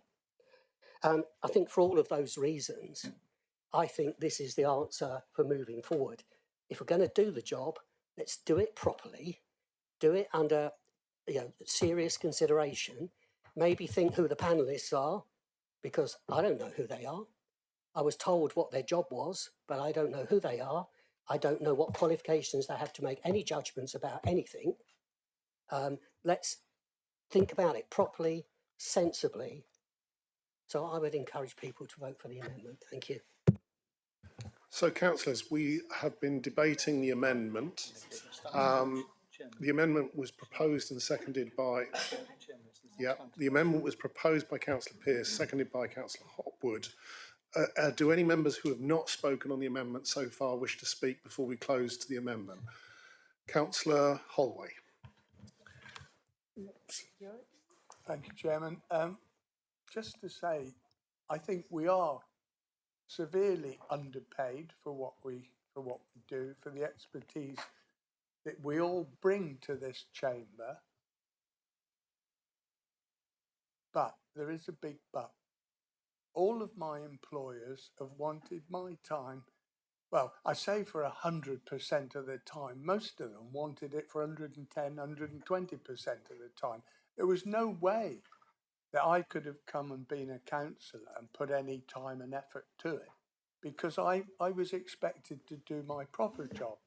And it's only if you get some kind of flexibility where you can say, actually, can I do sort of 4.5 days a week worth of work, that you can actually manage it. So whatever whatever the remuneration here was, as much as I would have liked to have been a councillor when I had a proper job, a proper day job, there's no way I could have done it. And the amount of money wouldn't have made any difference. Having said that, I do think we're all worth an awful lot more than we're paid, but I don't think the amount of money would make a lot of difference to recruiting people who have a proper day job. Thank you. Councillor Baldry. There's been some debate about the email from Mr. White. I have found it. It was sent out on the 5th of December at 15:04 to all members. So, members, I'm informed that this has now become the substantive motion as it was proposed initially when the item was introduced. So it's not an amendment, it's a substantive motion, but, however, we'll be moving to vote soon. Councillor Smurden. Very quickly, Chairman. Yeah, I've listened to what members across the sphere have said here, and I respect virtually everything that everybody has said. From a personal point of view, whether it's a large amount or a small increase or whatever, people have said it's not that relevant. My personal view is that this close to a new council, this decision should be for the new council to make, and I'll support that one. Councillor Hopwood, as the seconder, would you like to reserve your right to speak at the end or speak now? I thought we were at the end. So at the We're end, not. please, There whenever are the end there are is. other councillors who wish to speak. Councillor McCain, then. I sort of withdrew really, but am I able to ask a very quick question? I've been copied this email by Councillor Hopwood. Thank you for that. So I have now seen it, but it was sent on the run up to Christmas, and it's not. I don't believe it was mentioned in the bulletin. So again, I don't really think something as important as this was really properly brought to our attention. Do any other councillors wish to speak who haven't spoken before we move to the close of the debate? Councillor Hopwood, then. Thank you, Chairman. It was sent on the 5th of December, and I did forward the email to Councillor McKay and Councillor Pannell because I think it's important. And it wasn't on the run up to Christmas; it was the 5th of December, and I think we should treat every email the same and look through every email. So I don't think it should have been missed, but it obviously was by a lot because there was such a. Anyway, I just want to sum this up by saying everything that Councillor Spencer said, because he put everything into such brilliant detail. So I'm taking everything he said and using that as my summing up. The only thing I would add to that is he did say we have none of the benefits of an employee from this council. We don't have any of the benefits, but what we do still have to pay is tax and national insurance on everything that we get. And the reason I have seconded this amendment is because I think, Councillor Brazil, you're probably right. In a new council, it may well go up by 6%. But I don't think it's up to this council to make that decision. And I think the review, as Councillor Spencer said, was done so badly that I think it's wrong to just pick one part of it. The whole thing needs a comprehensive review. So that's why I've seconded this amendment. I absolutely think the whole thing should be done by the new council, and the new council should fill the questionnaires in and meet with the panel. And if I'm a councillor in the new council, I will be making sure that I see the email, read it, and I discuss it with my other colleagues, whoever they may be, or if they are, or if I am there, and we all know about it. And I would,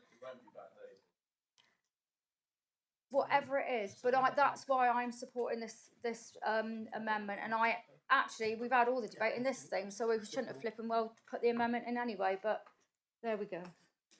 Councillor Pearce, would you like to sum up at the end of the debate? Thank you, Chairman. Yes, I would like to thank all members for their contributions. And to Councillors Long and Brazil, I would say that by carrying on the arrangements that were valid until April 22 for the present year, then the result will be very similar to that which pertains at the county, because that is what the county arrangement is too.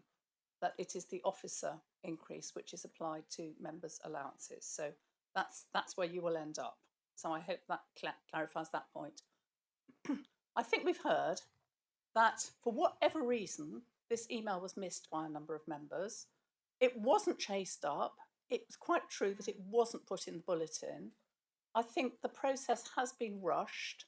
The report has definitely been rushed because I would normally have expected to see it 4 or 5 days before publication. And in fact, I got it 24 hours before publication, but actually was away for that day because I was at a family funeral. So it does mean that we haven't had the normal time we would have had to review this thing. It is highly politically sensitive, and in credit to the Chief Executive, one of his big campaigns has been since he arrived here, is to make officers politically aware. What?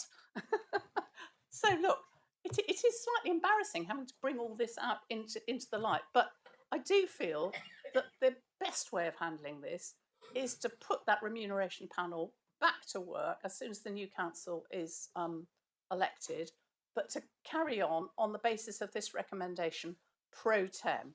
And I think that is the best way of people not losing out on the old system, but hopefully seeing a better system for the next council. And so I commend you to the amended recommendation and hope that in the light of that, you will be able to vote for it. So members, we will move to the vote. The recommendation is as it is before you on the screen.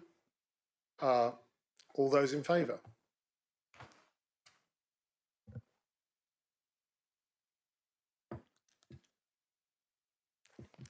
That's 17 in favour. Thank you, Chair.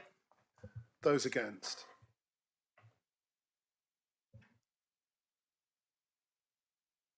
Ten against, Chair. With 1 abstention.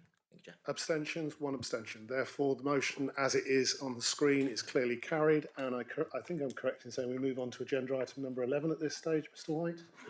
So before moving on to agenda item number 11, we have been going for nearly an hour and a half. I would like to adjourn the meeting for around 10 minutes and return at about 25 to 12 members. Thank you.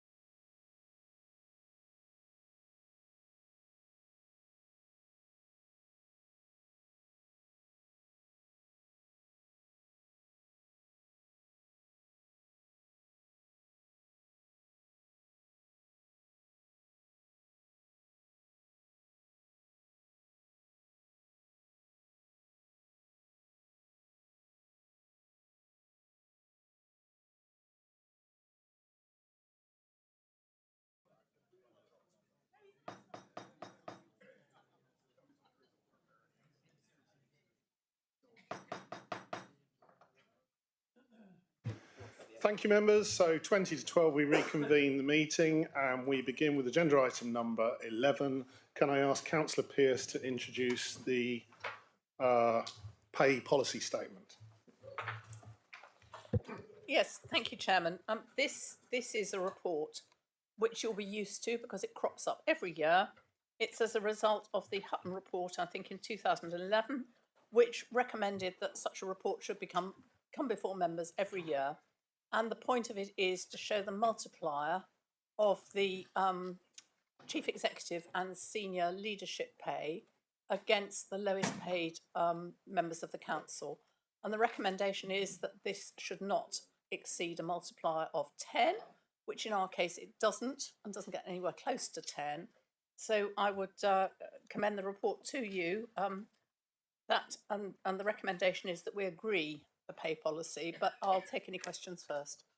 Do members have any questions on the report? Therefore, do we have a proposer for the recommendation? Councillor Pearce, seconded by Councillor Baston. Do any members wish to speak on the report? Councillor Hodgson. Might be a somewhat flippant comment, but it's a pity this didn't come before the last item. Does any other members wish to speak on the Councillor Pennell? Well, just be for future years, be interesting reference to see what the chief executives pay in relation to the pay of members.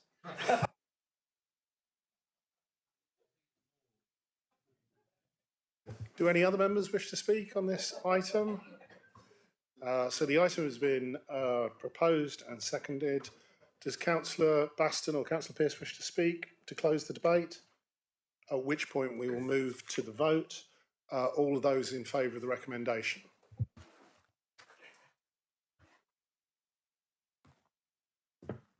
That's 27 in favour, thank you, Chair. Any against? None against. Any abstentions? One abstention, thank you, Chair. Thank you, members. So we move on to agenda item number 12, the draft calendar of meetings for 2023-24. Can I ask Councillor, can I remind members that this is a draft calendar of meeting?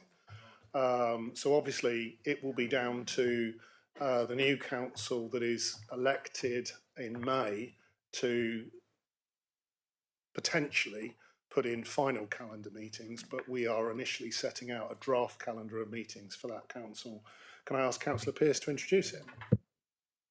Yes, thank you, Chairman, and thank you for pointing out that it is only a draft calendar. However, I think it is useful for anybody who is standing for the next council to have a draft calendar, because it does at least give you some idea of when the meetings are going to be. So if you need to book your holidays or whatever, babysit the family or whatever you have to do, it gives you a template against which you can set out your appointments, and there may be changes, but then you can always say, oh yes, but it was in the draft calendar, wasn't it? So I commend this to you and hope that it doesn't cause any problems in the future for people. Councillor Foss. Yeah, Chairman, it's a bit of a flippant remark. For years, we in the farming community have tried to have the first meeting in May, not on the same day as the first day of the Devon County Show, and that would seem to be that you've succeeded in doing that this time. Thank you. Councillor Baston. Well, Chairman, some of us have already booked our holidays. And I noticed that there's 3 important meetings on my holiday to La Gomera in December, where I go for a fortnight to help with the Start Atlantic rowing race. But of course, it's still in the hands of the general public. I might not get elected.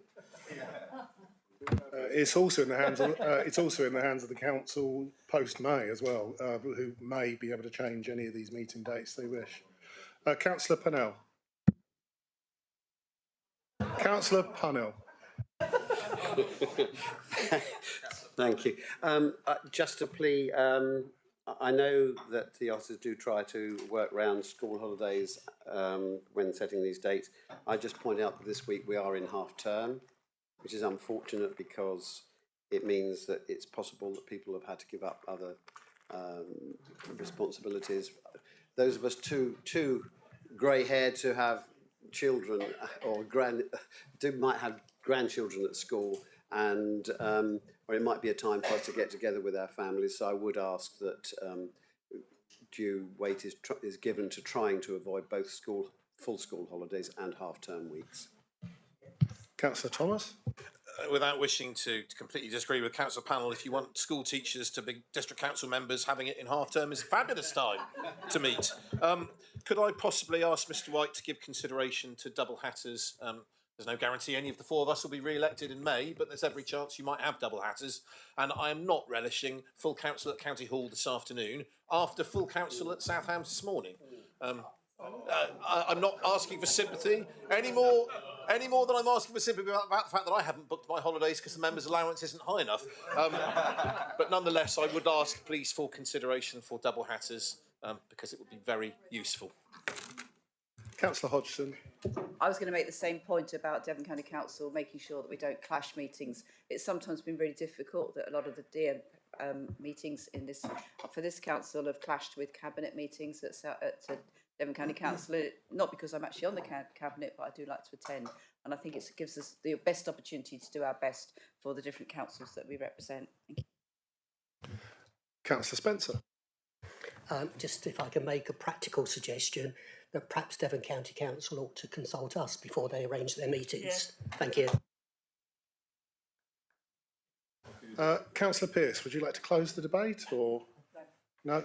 So we will therefore move to the vote, members.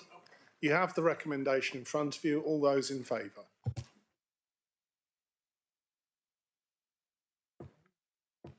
That is unanimous. Thank you, Chair. Thank you, members. So we move to item number 13, the reports of bodies. The first one is Salcombe Harbour Board, 14th of November. Can I ask Councillor Brazil to present the minutes? Thank you, Chairman. Happy to present the minutes for the Salcombe Harbour Board of the 14th of November. Thank you. I am the Chairman of the Audit and Governance Committee and will present the minutes of the 24th of November 22 from pages 121 to 124, so noted. Can we move on to the Development Management Committee on the 14th of December? And can I ask Councillor Foss? Yeah, Chairman, I'm pleased to present the minutes of the minute. My computer died through lack of battery, so I think it was the 14th of December. So moved. Thank you, Councillor Foss. The Overview and Scrutiny Committee, can I ask Councillor Thomas to present the minutes? Thank you, Chairman. I present the Overview and Scrutiny Committee meeting minutes from the 12th of January 2023 for noting. Thank you, Councillor Foss. You're back again. The Development Management Committee for the 18th of January.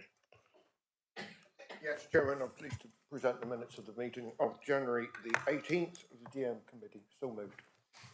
Thank you. And we have the Budgetary Advisory Committee on the 19th of January. Can I ask Councillor Thomas to present the minutes? Yeah, thank you, Chairman. I present the Budget Advisory Committee minutes from the 19th of January 2023 for noting. Thank you, Councillor Thomas. So item number G, the executive, is the only one where there are recommendations. There are two outstanding recommendations to Council. Can I ask Councillor Pearce to present the minutes? Thank you, Chairman. Yes, I present the minutes of the executive meeting on the 26th of January 2023 and ask you to agree the recommendation on page 168 regarding the council tax reduction scheme. The recommendations are set out in the report. They're quite long, so I'm not going to read them all out, but they were the same ones as were presented at the executive, so I hope you've all read the report and will agree those. Chairman, do you want to take the vote on that? Thank you, members. You have the report of the executive before you, which has two recommendations that we need. Just the one, and I'll do the other one. So you have the first recommendation that is before Council that we need to take a vote on. Therefore, all those in favour of that recommendation?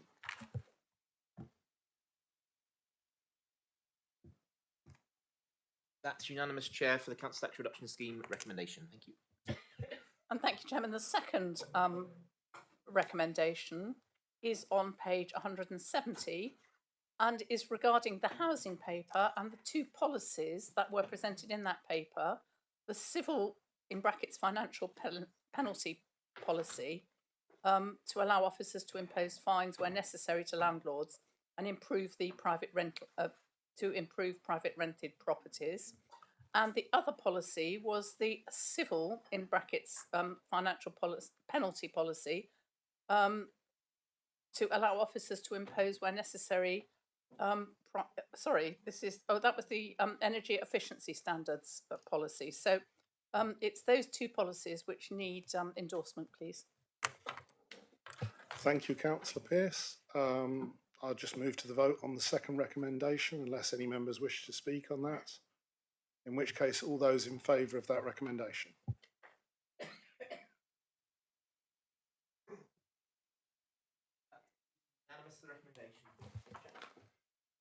Thank you, members. So we move on from the agenda item number 13, reports of the different bodies.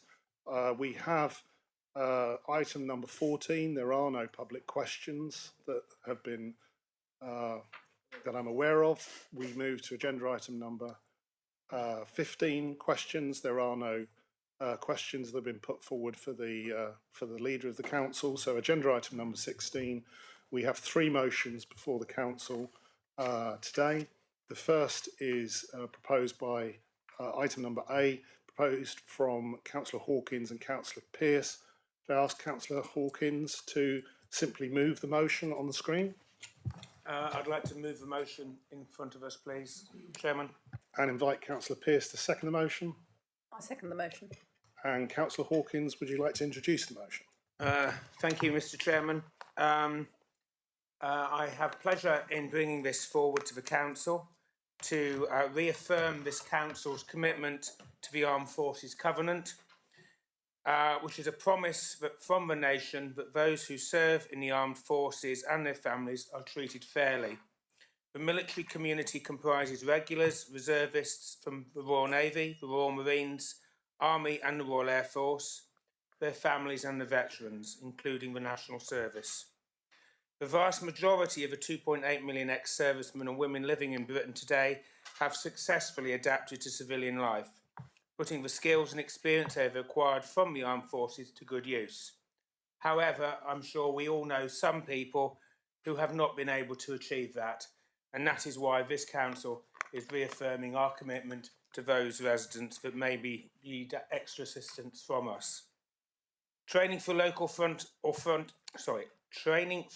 authority frontline staff in recognition is available online, free of charge.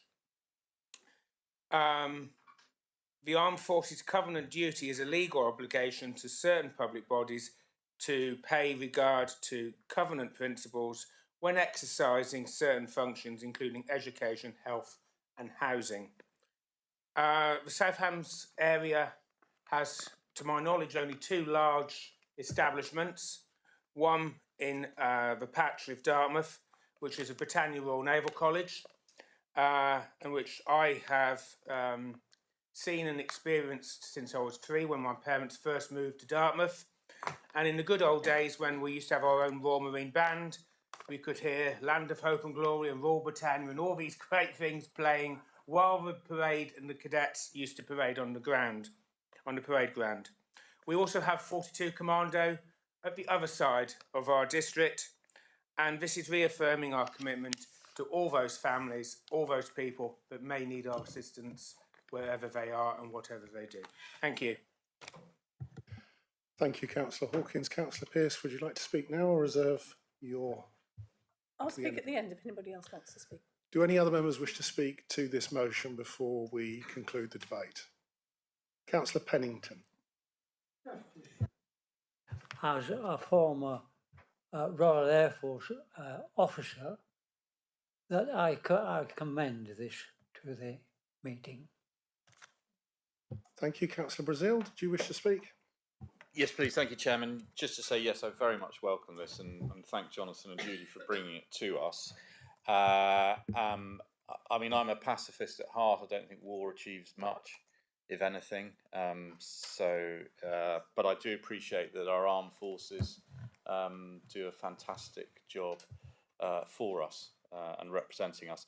And just to say that on a practical level, not only endorsing this, but I very much hope that with the review of the joint local plan coming up in 24, that we look for our, maybe it's there, maybe it was in our allocations policy, that we definitely look for housing, so that some of the veterans from our armed forces who unfortunately have suffered badly from mental health issues, that we provide them with housing because they desperately need it. And we must make sure that we're not only we've got the fine words, but we're following that up with actions. But I'm very happy to support this motion. Thank you. Do any other members wish to speak on the motion? Councillor Pearce, would you like to speak as the seconder? Yeah, thank you. Yes, I was astonished to find that this council, in fact, had never formally adopted the military covenant before, but we had done so in effect by piggybacking on the resolution that was taken by the county council. But it is now recommended that each council takes their own resolution, which is why I urged Councillor Hawkins, who has long been our military covenant representative, to bring this forward to the council. Whenever anybody signs up for one of the forces, I think they accept that they might have to go to war, whatever you think about war and however much you're a pacifist. And I think the last year in the Ukraine has shown us just how ghastly war is, and reminded us of what our forces have done in the last 20 years, let alone before that, having to fight wars that none of us particularly thought they would have to fight. And they've been in remote places, and I think the whole thing has been rather remote from us, but what they have suffered has been similar to what's been going on in the Ukraine, and therefore I think they really need our support. Now, as far as housing goes, Alex Rehag and I did try to offer a scheme. In fact, the scheme didn't come about, so it never actually became a reality, but we did offer it to the commandos, and surprisingly, they weren't particularly enthusiastic about it. So I think there's a bit of work to be done there, because my experience is that, having done a small housing scheme before for ex-military people, that they really liked it, because they have ghosts and demons in common, and they like being able to discuss them with other people who are nearby. And so there is a kind of solidarity of ex-servicemen living together in small communities, which they appreciate. So I think it's something we should pursue, but thank you for mentioning it. And naturally, we commend the motion to you. Councillor Spencer. Am I too late to just respond? Well, we haven't closed the debate yet, so okay. If you'd like to speak. 4-2 Commando, I think you were referring to in Bickley, that I've worked with the camp there on a number of different projects. The turnover of commanders is extremely high. It's every 2 years, so it lacks continuity. And also they're incredibly self-sufficient. And that's not a criticism, it's just the way they are. And they get a huge amount of support from within the ranks, within the hierarchy, for people who are leaving service and resettlement courses and all those sorts of things. So it's not a criticism at all, just an observation on working with them. Councillor Hawkins, do you wish to close the debate? Can I just thank Councillor Brazil for his comments? The issue of mental health is a serious one for those armed forces members who have actually had to go to war and see those atrocities, etc., take place. Our assistance and help for them is essential. Thank you, members. So you have the substantive motion before you on the screen, and we'll therefore move to the vote. All those in favour of the motion?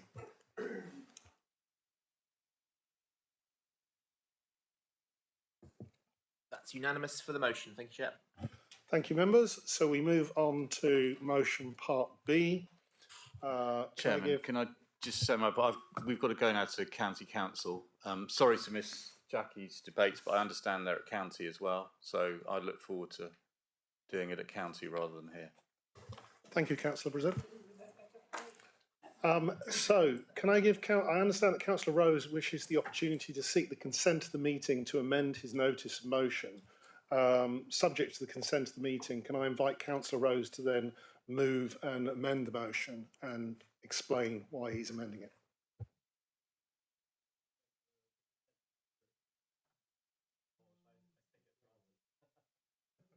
Do we give Councillor Rose consent to amend his motion?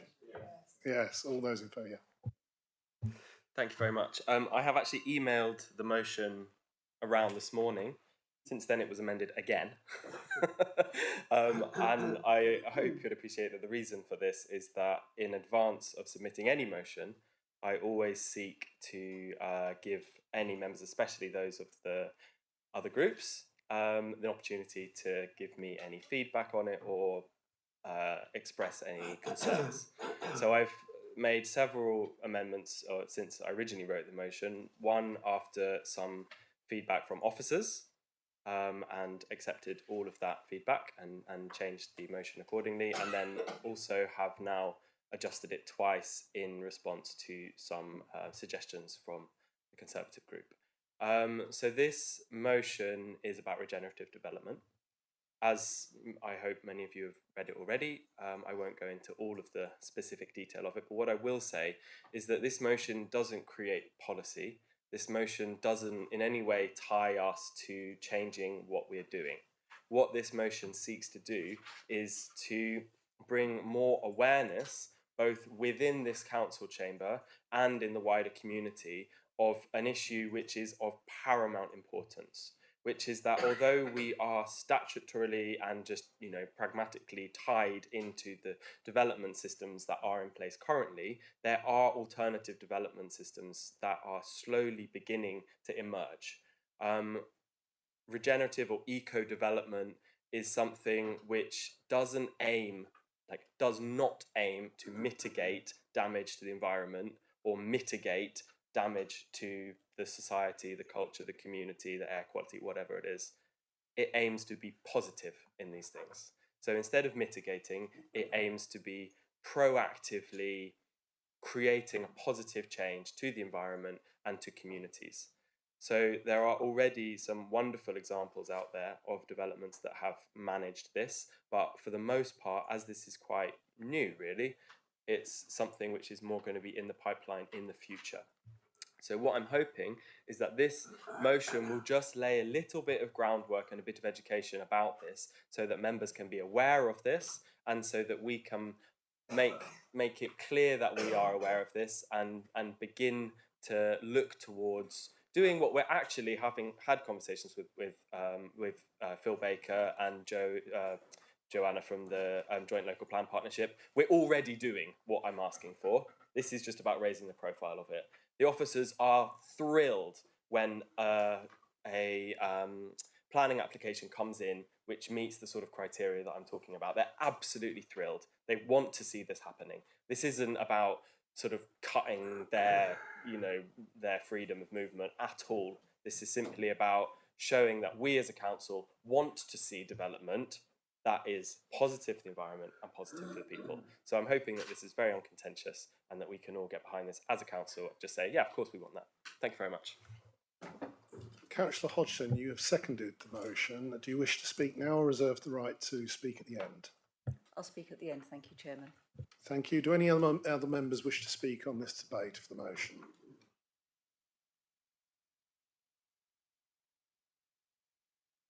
In which case, Councillor O'Callaghan. Thank you. Yes, I'd like to support this motion.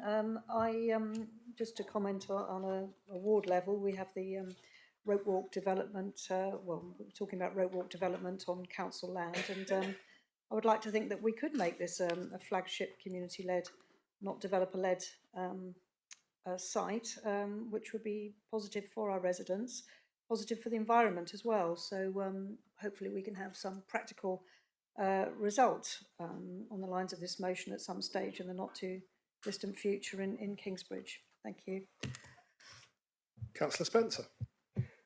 Thank you. Could I just seek some clarity about how this works along with the climate changing policies presentation that we had back in, I think it was December possibly, and how the two things integrate with one another, please? Councillor Pearce? Yeah, thank you, Councillor Spencer. Good question. I think it can run alongside it at the moment because this isn't a policy document. I think it is important that members get their head round what the options are, and the climate emergency planning policy statement, which was what you're talking about that we adopted recently, is only a statement and will run in parallel with the joint local plan until the revision date, whenever the revision happens.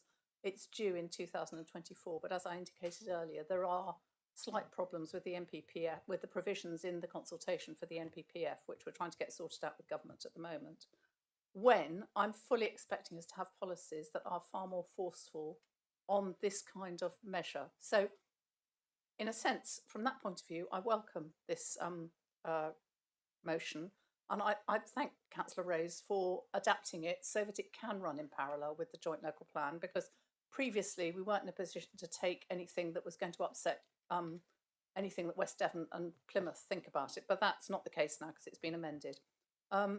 So yeah, take it as running in parallel, but as it's not policy, it is only education and information, and I welcome it.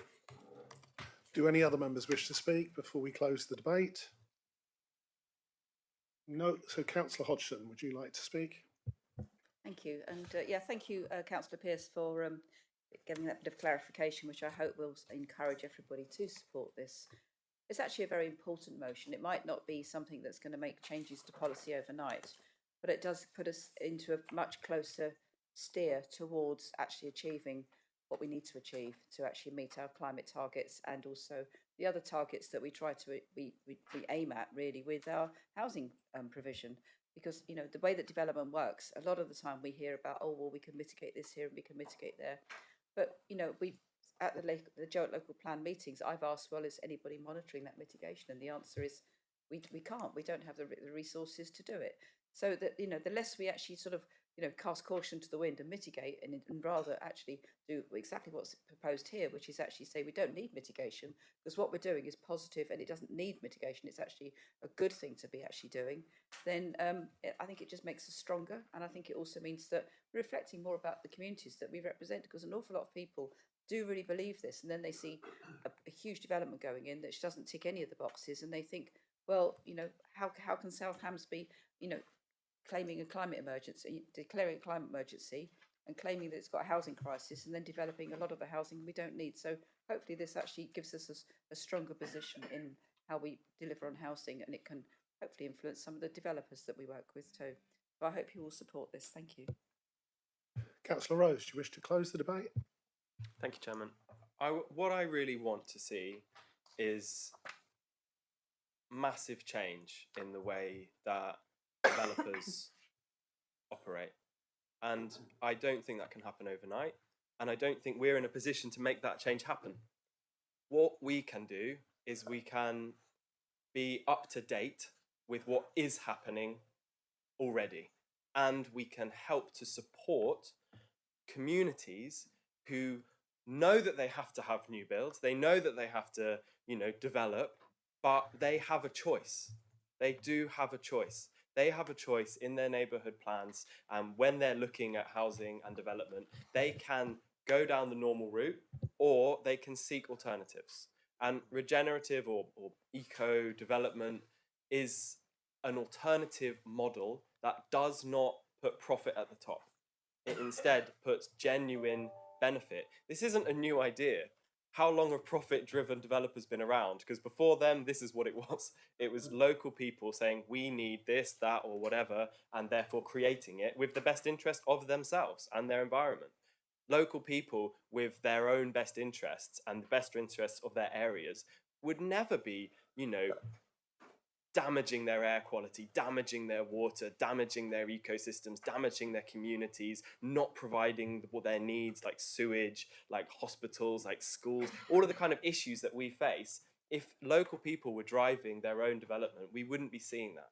So yes, this isn't policy. Yes, this isn't going to really change anything overnight, but it's one step in keeping us afloat, keeping us aware of what's going on. And I hope giving maybe some communities time to think as well, because part 4, which in its original form wasn't acceptable, which has been adjusted now through its social media channels on its website, SHDC will publish an information piece about the benefits of regenerative development for the education of the public. I wouldn't take that out. I was asked to take it out. I've reworded it into that and it's been in. That's really important because what that says to our local communities is that we as a planning authority, our hands are tied, but there are other ways that communities can follow and we want to help. Thank you very much. Thank you, Councillor Rose. So members, you have the motion before you on the screen and we will be moving to the vote. All those in favour?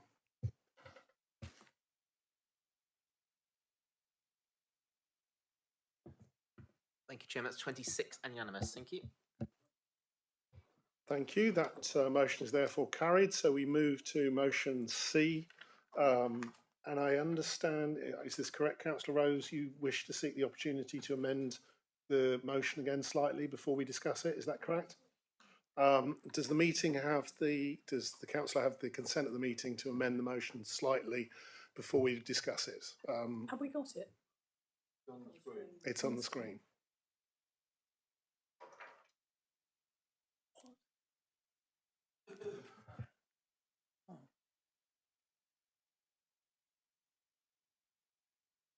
Doesn't make any difference. So does the meeting give consent to amend the motion prior to debate? No. I'll keep it as it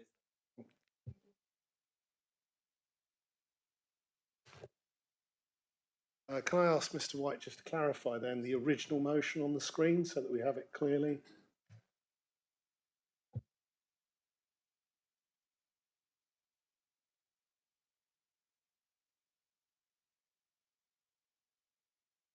So members, this is the original motion as you have it in your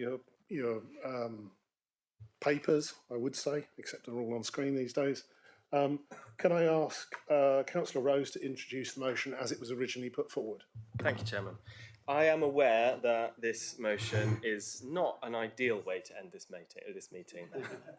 And I apologise for that. That isn't my intention to end with this kind of tension in the room. I was informed by email that the response to this motion, when read by the Conservative group, was one of rage, and one member going so far as to say if this was passed, they would quit. So,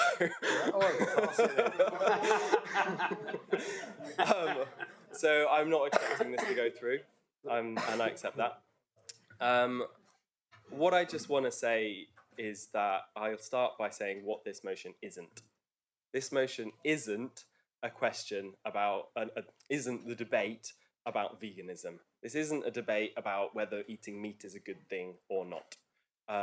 I believe that debate is about on one side you have heritage, you have tradition, you have nutrition, you have the history of land and very, very good arguments. And on the other side, you have people who don't want to see animal cruelty and the slaughtering and enslavement of other species. This isn't that debate. What this is about is following our climate change declarations. We, for example, decided to move to electric vehicles where possible. That is because electric vehicles have a lower emissions or lower impact than fossil fuel vehicles.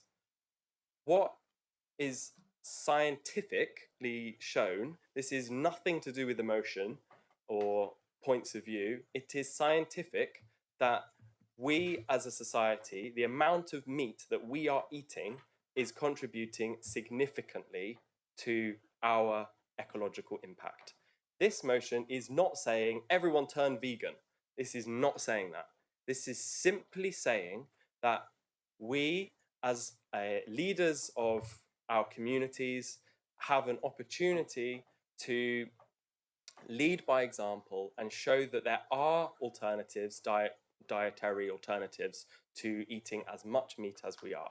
We could be ensuring that vendors have plant-based options. We could be showing through our own simply once, however many couple of months in our meetings, having plant-based food.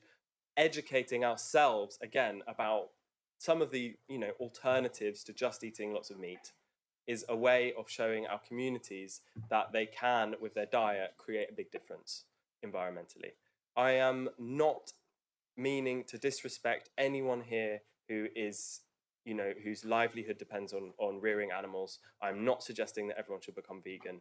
This is simply about showing that there are some dietary changes about reducing the amount of meat and how much meat is imported, how much meat is from battery farms, which is just a breeding ground of sickness. How many people in our communities feed their children on crap meat when they think that that's all they can afford, and actually there are alternatives that are there. Now, I'm aware that this is going to cause some impassioned arguments, but I hope you appreciate I'm not trying to pick a fight. I was asked to put this motion forward by my residents, and I have done so. I'm not here to disrespect anyone, and your choices are, I respect your choices, and if you wish to vote against this motion, I've got no problem with that. I'm simply putting it forward. Thank you very much. I believe Mr Fairbairn needs to advise the council. Thank you, Chairman. The motion, I had the privilege of seeing it before it came to council, and I suggested an amendment to number 3 to reflect the fact that the matters that are referred to in there are executive matters, and therefore entirely within the remit of the executive, and therefore, insofar as that they are the executive's responsibility, therefore the discharge of the executive and the council's power to influence the executive in the discharge of those functions is limited. So as the motion stands, or number 3 stands at the moment, if council were to pass it, then the executive would be entitled to completely ignore it. Councillor Rose? I move my original amendment. Oh, whatever, I'll just leave it as is. It's not going to go through anyway. Councillor Hodgson, you seconded the motion. Would you like to speak now or reserve your right till the end of the debate? I need to speak now, Chairman, because I have to leave the council chamber in about 3 minutes. Otherwise, I'm going to miss a train. Yes, I wish to support what's going on behind this motion. Similar to the last one, it's about our awareness and at this council having the opportunity to support a different way forward and how to reduce our carbon footprint. If we don't actually make sure that there's always an opportunity for people to have a different kind of diet, then they can't adopt. During the Second World War, this country had a very healthy diet. It was very low in meat, very high in local vegetables, and a lot of it was locally produced because that's all we had. And people were very healthy. And so this is actually, potentially helping us all to be healthier. I mean, for example, at home, I only ever drink mint tea, apart from a bit of coffee here and there, but I drink mint tea. There's never mint tea bags here. I wouldn't have to drink milk if there was mint tea bags available. So, there's things like that. There's little bits of choices that can come in, which actually would perhaps save the council money, as well as actually help us the opportunity to reduce our carbon footprint. I think it's very clear through looking at the carbon footprint of different diets that actually reducing our meat consumption, reducing our dairy, does make a difference. And I think a lot of people are aspiring to do that through just how they change the balance in their diet, not necessarily going completely vegan or completely vegetarian. And I support the motion. I hope my fellow councillors will do so too. Thank you. Councillor Rose? I move that we go straight to the vote rather than have a bit of a sort of shouting match at this point.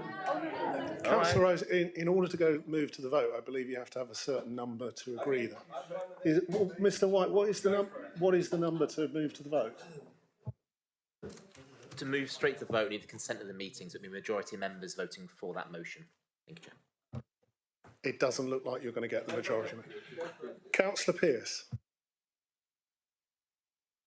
Thanks. Well, in deference to Councillor Smurden, I'd like to move an amendment, please.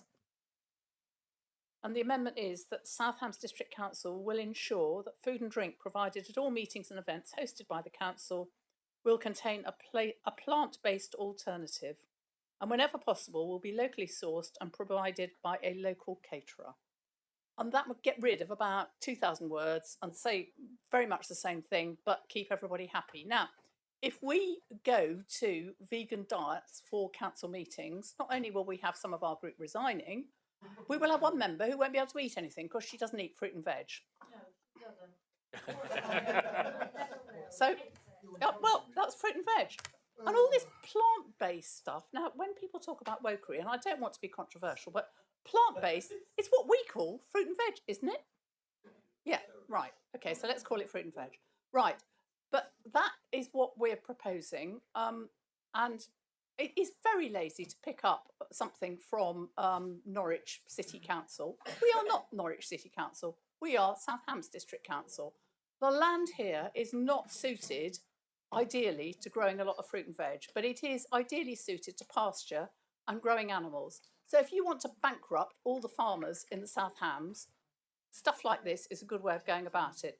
We are already all eating less meat than we used to, and a lot of that is price related rather than anything else. And the farmers will tell you that they are finding it harder to sell their meat.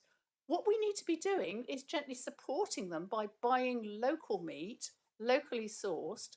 And my goodness, it's good. I don't eat meat all that often, but when I do, I really appreciate the stuff that's been raised locally.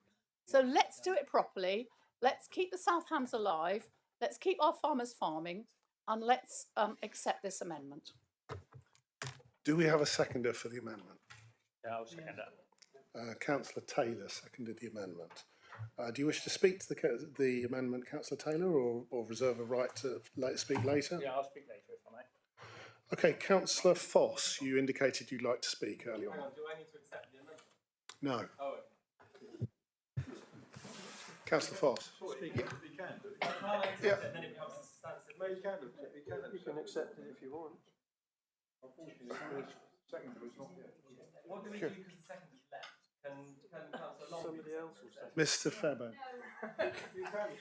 I'm not sure that the council procedure rules provides for such an eventuality, but I think in the circumstances, if the proposer is happy to accept the amendment, then let's just move forward. Councillor Foss, you would like to speak though, wouldn't you? Well, yeah, I think I'm going to surprise one or two people actually, including Councillor Rose. I don't like what's been brought forward, but we're missing a lot of points. We keep on hearing about the carbon footprint. We keep on hearing about saving the planet. The planet is not what we need to be worried about. That's been here some, 4 billion years, and it's been an ice lolly, it's been a very hot place, so on and so forth. What we need to be worried about, and the most important thing, is water. That's going to be the single biggest issue in the future. The next war, I'm told by experts, will be over water, not the carbon footprint. Now, I'm not going to quote a lot of figures, but I will say this. I live on my own, as you all know now. I've been to India where they have a lot of vegans and a lot of the rest of it, and they have some very nice food, and I do eat some vegan meals. I do eat some vegetarian meals, but I also like my meat, and it's a balance. But we hear how much water it does create a litre of milk. Do you know how much water it needs to create a kilo of aubergine? It's phenomenal. It's well on towards 150 litres for each kilogram of aubergine. So the idea that we're going to make things better by doing what is suggested here, some of it okay, some of it's not, but we need to get the science right. Here in the southwest, we have animals. I farm, I produce meat, I produce grain, and I also produce vegetables. It's a balance, and that's what we need.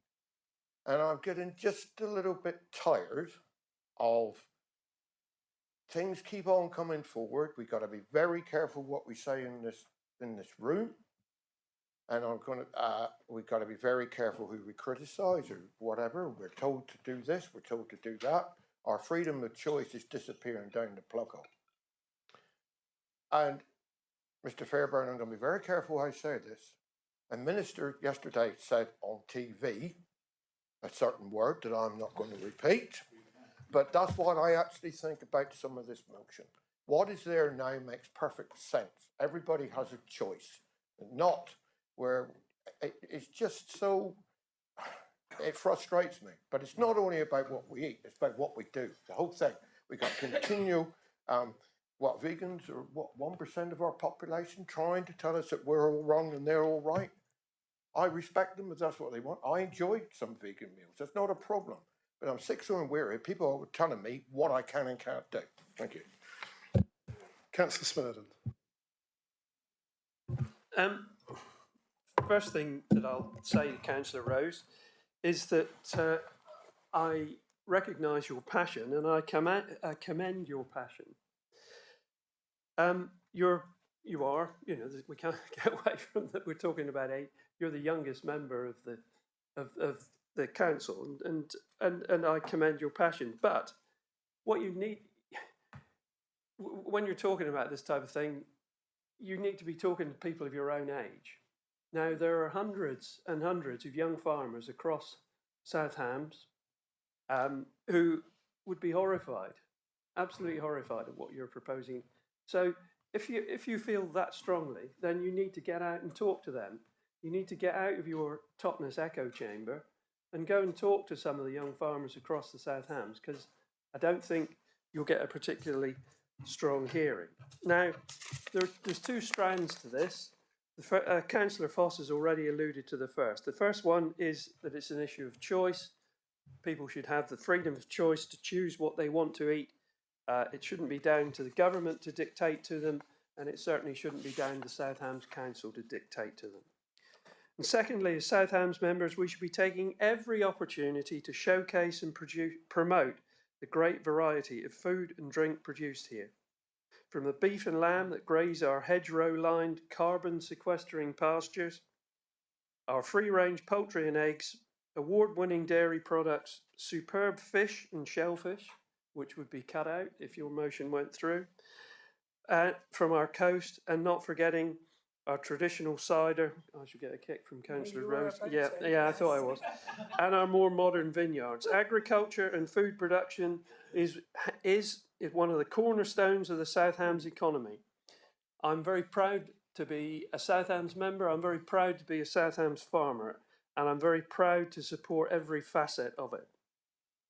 Now, it's very unfortunate that most of the information supporting this motion doesn't bear much relation to farming in the South Hams. If you look, this is the motion we're discussing. It's got nothing to do. Well, all right, Councillor Wright. Well, that's fair. That is fair.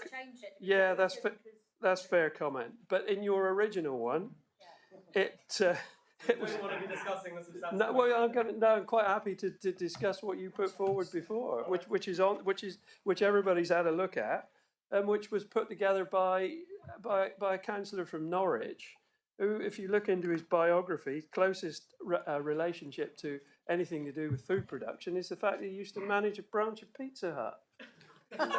So, I mean, you know, everybody over there was laughing like a train when somebody said that they might resign because of your motion. Well, you know, it cuts both ways.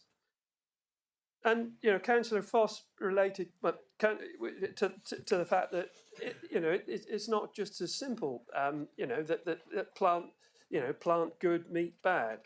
I mean, he's related to the fact that it takes a lot of water to produce an aubergine. Well, if you're worried about aubergines, have a look at almonds. Google almond production in California. 6,000 litres of water to produce a litre of almond milk. Whereas a dairy cow grazing in the South Hams, she needs 3 litres of water to produce 1 litre of milk. I appreciate there's other, you need more, to wash down and that type of thing. But, it's not as clear cut as that. And with regard to methane production as well, have a look at rice production.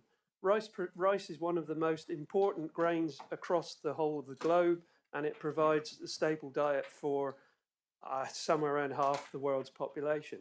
But rice is also a major emitter of methane. Rice paddies produce ideal conditions for the bacteria which produce methane to thrive. So, it's not as simple as plant good, meat bad. And we really need to take that on board. So, I mean, this is a lot simpler. I'm glad that Councillor Rose has agreed, to go down the route and support it. In a way, I'm sorry that we're ending up on the end of you know, I absolutely commend your passion, and I know that you know, that you feel it very strongly. But you have to there are other people out there of your own generation who feel differently, and they are the ones that you probably need to be talking to. So I will close with that. Thank you. Councillor Callaghan. Thank you very much. Well, I don't know if we can assume what young people think. I mean, unfortunately, we discussed this earlier in the meeting. A lot of us are over 60, putting it bluntly. No, most of us are over 60, except for me, of course, and Joseph. And, you know, we don't always know or perhaps listen to what young people are saying. And Joseph is a young person. It's what he's saying. My own daughters would agree with him, and their friends would agree with him. So I don't think, you know, that he's speaking in a Totnes echo chamber or whatever he was accused of. And there is a middle way, you know, and we do need to listen to young people. And I'm not sure that we are listening to young people. I mean, we've gone from what Joseph has said to what this has said, and there is some sort of a middle way, and I think we ought to be taking some sort of a lead. I mean, I had this sort of discussion within the council with some of the councillors a while ago, and somebody said to me that some farmers are vegetarians, in fact, which is quite interesting. I hadn't realised that, and I wonder why that might be. And I was surprised. I mean, I'm a vegetarian, and I have been for a long time, and I was forced into it by my own daughter, who took a moral view at the age of 10, and I really look up to her, and she wanted me to watch videos of factory farming and all the rest of it. And I wouldn't do it, and said, was I prepared to, if I was wanting to eat, you know, nicely presented blood-free meat, was I prepared to look at these videos and kill the animal myself? And I had to admit that I wasn't. And I fully admire her stance on that, and she's maintained that. And I do think we need to look at what we're doing, and we have Veganuary, we have things like that, which is becoming more and more popular. And, you know, plant-free meat, meat-free substitutes are becoming increasingly popular. They are cheaper. We're in a cost of living crisis. You know, it does help the environment if we reduce, you know, we can reduce our meat. We don't have to go from one to the other. We don't have to be completely meat-free. We can reduce our meat if we don't want to stop eating meat. And it will help the planet. It will reduce methane. And it's been proven. And so I think we ought to take some sort of a lead. I mean, I think in the motion, I only just saw it briefly, it says something about just plant-based food in our own small, you know, little catering operation. But perhaps, you know, we could have said something like, give an equal weight to meat. You know, the plant-based could be given equal weight. I don't see anything wrong with that, but we have to go to this, which is just, we might have a little bit of a non-ham sandwich for those who are vegetarian. I just don't think it's good enough, actually.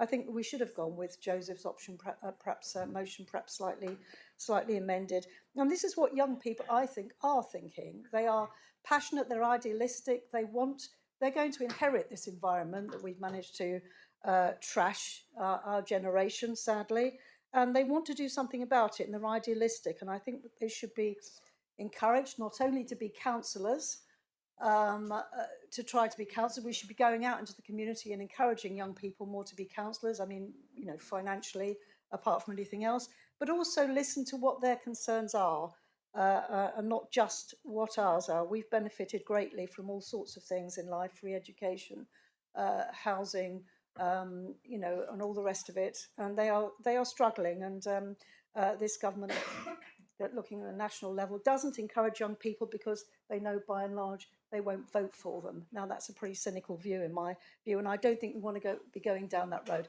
We are, at the end of the day, only talking about our own local catering, but I do think we ought to be taking some sort of a lead and listening to young people, and not just young people, you know, myself, I'm not a young person, other opinions, and moving forward, because I think it can, you know, ultimately help our planet. It can save a few pennies, certainly. I have to save money because I don't get much from the house. I don't buy meat, and it has actually reduced my food bills quite a lot. So this is quite, you know, it's quite a small thing we're talking about, but it's also an extremely large thing. And I would like to support Joseph's original motion. I don't think, if it did say that, I think that it was just, I don't think we should just be doing plant-based. I think we should, because we will get tension there, and I think we should be making it more prominent. So I don't think what we've ended up with is terribly inspiring. Thank you. Point of order, Chairman. Point of order, Councillor Baldry. I hope the monitoring officer will correct me when I'm wrong. I think it says in our constitution that the discussion should relate to the motion in front of us, and I think we're straying a long way away from what the substantive motion now is. Councillor Hopwood. Thank you, Chair. I would like to move to the vote. I'd ask 5 people to stand with me because I want my sausage roll. Oh, I've got to stand.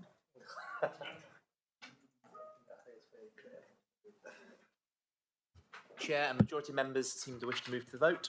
Therefore, Do I understand that I can? that Councillor Rose has the opportunity to wrap up as the original, and then we move to the vote. Councillor Rose. Thank you very much. I'm surprised. I guess maybe some of you weren't listening when I said at the beginning that I didn't ever ask anyone to become a vegan. I never suggested that we should stop as a culture eating meat. Councillor Smurden, your shelf is safe. I never suggested that we should stop. Point of order, we should be speaking to the substantive motion. Yep, just wrapping up. Thank you very much, Councillor Hopwood. I think that having a voice as young people, as a young person, is a very, it's a hard thing, actually. It's a really hard thing for young people to stand up and speak. Yeah, you can say it's not, but actually it is. I'm not having a go. Yeah, and we can all just talk about echo chambers, whether it's Totnes or the farming community. It doesn't matter. I'm not trying to have an argument with you. I didn't start by saying I think you should change anything. All I said is that some members of my community asked me to put this motion forward, and I was going to do so, and it was up to you which way you voted.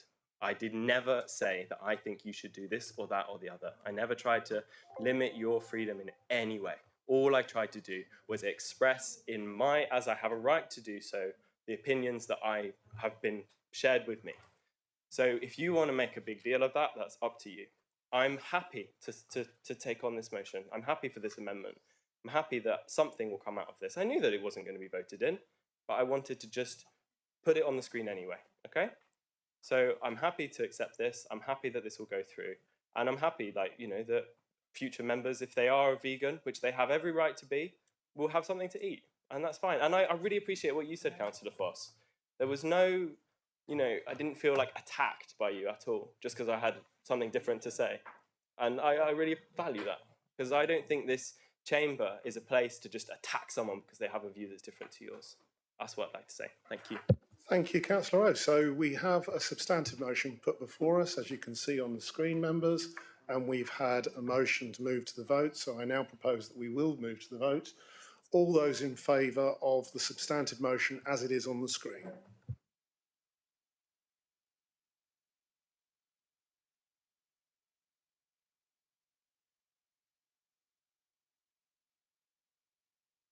That's 21 in favour. Thank you, Chair. Any against? None against. And any abstentions?